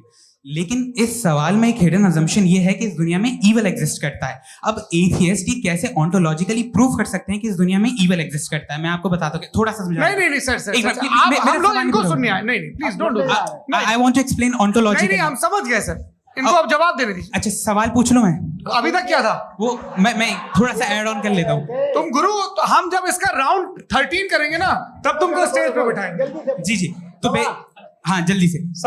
तो देखिए, एथियज्म के हिसाब से सब कुछ रैंडमली बन गया है, सब कुछ एटम्स और मॉलिक्यूल्स है। एक पत्थर में और मुझ में सिर्फ इतना फर्क है कि हम लोग एटम्स और मॉलिक्यूल्स का अलग अलग रीअरेंजमेंट है। अब एक पत्थर को कोई इंसान तलवार से 2 टुकड़ों में काट दे या मुझे, according to atheism it is same. There is no evil and good according to atheism. जी अच्छा, फैज साहब का सवाल ये है कि हाँ, कोशिश भी करते तो इससे गलत सवाल नहीं कर पाते। एक लाइफ फॉर्म है और लाइफ फॉर्म में फीलिंग है, मतलब लाइफ फॉर्म सुनता है, देखता है, टेस्ट कर सकता है, फील कर सकता है। तो उसकी जो ये जो क्वालिटी इस बबल में आ गई है, वो जानवर में भी है, इंसान में भी है। तो जाहिर है कि उसे कोई तकलीफ पहुंचेगी, तो चूंकि उसके पास वो सेंसिटिविटी है तो मैं करेगा। पत्थर में वो सेंसिटिविटी नहीं है। तो ये क्या सवाल हुआ कि अगर पत्थर को काटा तो पत्थर को तकलीफ नहीं होती, तो आपको काटे तो आपको क्यों तकलीफ हो? बैठ जाइए। जी हाँ, अगला सवाल। हाँ पूछे जी। जावेद अख्तर साहब, अरे भैया, सब आप लोग मुफ्ती साहब को छोड़ रहे हैं, तो मेरे ही पीछे पड़े हैं क्या? फिर चलो बोलो भाई। You asked how God can exist when children die in Gaza. हाँ? You asked how God can exist when children die in Gaza, and you also mentioned the rise of atheism in Europe. But the same events also are leading many atheists and non-believers to turn towards faith. How do you interpret this contradiction, where suffering pushes some away from God, yet brings others closer to belief? देखिए, आपको एक बात बताऊं, दुनिया perfect तो कहीं भी नहीं है, हर जगह कुछ खामियां हैं। बेटा एक मिनट, मैं आप ही को कहेंगे, देखो वो तो कुछ खामियां, कमजोरियां, खराबियां सब जगह है। लेकिन अगर देखोगे ईमानदारी से कि दुनिया सबसे ज़्यादा महज़ब कहाँ है, एक आम शहरी को कहाँ हुकूक हासिल हैं, वो बोल सकता है, अपनी मर्ज़ी से काम कर सकता है, अपनी मर्ज़ी से राय दे सकता है, हुकूमत के ख़िलाफ़ बोल सकता है, बरसरे इख्तिदार लोगों के बारे में बोल सकता है, सरमायादारों के ख़िलाफ़ बोल सकता है। तो आपको ये स्कैंडिनेवियन कंट्रीज़ में मिलेगा, वेस्टर्न यूरोप में मिलेगा। मैं नहीं कह रहा वो परफेक्ट है, बिल्कुल नहीं, वहाँ बहुत खराबियाँ भी हैं, परफेक्ट तो कोई नहीं। लेकिन जिन जिन मुल्कों में, लैटिन अमेरिका देखो, गल्फ देखो, वहाँ पर आपको ये ज़रूर है कि रेप नहीं होते होंगे। रेप की ज़रूरत क्या है भाई? उसको तो ख़रीद लो, घर में रखो, सड़क पर रेप करने की क्या ज़रूरत है? मगर सुनिए, मगर हकीकत ये है कि वहाँ शख्सी आज़ादी राय देने की, बोलने की नहीं है। जी, ये एक आखिरी सवाल मुफ्ती साहब से। हाँ मैम, इनको माइक दीजिए। शुक्रिया। मेरा नाम मनीषा है, मैं हरियाणा से आई हूँ। मैं मुफ्ती साहब से एक बात पूछना चाहती हूँ। आप बार बार जावेद साहब को कॉन्ट्राडिक्ट तो कर रहे हैं कि आपने ये कहा, लेकिन आप भी अजम्पशंस के बेसिस पे बात कर रहे हैं। आपने खुदा के होने का कौन सा प्रूफ पेश किया है, खुदा की एग्जिस्टेंस का? अब इस सवाल को अलग रहने दीजिए, कौन एथीस्ट है कौन नहीं है। और दूसरी बात जो आपने एक छोटी सी कही थी कि ये फ्री विल का इस्तेमाल करता है इंसान अपनी, लेकिन उस फ्री विल का इस्तेमाल में मतलब खुदा ने ये दे दी सबको ये इजाजत कि वो कितना घिनौनापन और कितनी ज्यादा खराब से खराब तरीके इस्तेमाल कर सकते हैं। जवाब सुनते जी। आप फ्री विल को मानती है ना, या अब कहती है कि फ्री विल नहीं है ना? मानती है ना? तो अब आपके पास इसका कोई एक्सप्लेनेशन नहीं है कि अगर एक इंसान उस फ्री विल का इस्तेमाल करके गलत काम कर रहा है और बच के अच्छी जिंदगी गुजार के निकल जा रहा है, उसका कोई रिकम्पेंस नहीं है। हमारे वर्ल्ड व्यू में जो इंसान गलत काम कर रहा है उसको भी रिकम्पेंस यानी उसका बुरा बदला मिलना है, और जो सही काम कर रहा है उसको सही बदला मिलना है। लिहाजा जो फ्री विल है वो इस तरीके से है कि एक लिमिटेड टाइम तक खुदा ने मोहलत दी है। ऐसा ही नहीं कि छूट दे दी, जो करना है करते रहो हमेशा। वक्त आएगा जब एग्जाम का टाइम खत्म होगा तब रिजल्ट आएगा, दौराने एग्जाम जबरदस्ती आपको नहीं बताया जाएगा। अरे भाई एक सेकंड, जी सवाल मुफ्ती साहब से मेरा, सर मैम मुफ्ती साहब से जी मैम रुक जाइए, आपसे फोन, आप इसके बाद आपसे यही रहेंगे वो। हाँ बोलिए। मैं मुफ्ती साहब एक ही सवाल करता हूँ कि अगर जो हो रहा है फ्री विल से हो रहा है और एक दिन बरोज़ क़यामत इंसाफ होगा मैशर में वगैरह वगैरह, तो दुआ क्यों मांगते हैं लोग? दुआ मांगते हैं इसके मतलब है अभी भी उसने ये डिपार्टमेंट रखा है कि मैं रोजमर्रा की जिंदगी में बिल्कुल ही कैन। तो तुम कैन हो, तुम मुझे नौकरी दिला देते हो, मेरे बेटे को ग्रीन कार्ड दिला देते हो, और 45,000 बच्चे मरते हैं, उन्हें रोकते नहीं हो। नहीं तो क्या आप ये कह रहे हैं कि इस दुनिया में जालिमों को कभी पकड़ ही नहीं होती है? अरे जो भी पकड़ होगी, वो बच्चे रोते हैं। बिल्कुल, देखिए मैंने अपने ओपनिंग स्टेटमेंट में यही कहा था कि जनाब जावेद साहब सिर्फ इमोशनल आर्गुमेंट देंगे। This is an emotional argument. ये छोटे मोटे इसके पीछे का रीजन मैंने बताया क्या है। देखिए मैं इसके पीछे का रीजन क्या है मैंने बताया। मंच से आप लोगों को सज्जनों इसलिए कह रहा हूं ताकि थोड़ा सा आपके कॉन्शियंस पे जोर रहे कि आपको ऑर्डर बचा के रखना है। वक्त तय हुआ था, ये वक्त पूरा हुआ, आपने इतने धैर्यपूर्वक सुना, मैं आप सबका बहुत बहुत शुक्रगुजार हूं। यदि इन दोनों विद्वानों की इच्छा होगी तो कभी हम इस बातचीत का राउंड 2, राउंड 3, यही तो देखिए खूबी है इंसान की कि बहस मुबाहसे में वो पड़ा रहता है। आप लोगों ने बड़े धैर्य का परिचय दिया, बहुत बहुत शुक्रिया। इसी के साथ ये बातचीत आप लोग को मैं एक बात बता दूं, ये सारी बहस हो गई, अब मुफ्ती साहब और बड़े मुफ्ती साहब इन साथ के साथ मैं खाना खाने वाला हूँ।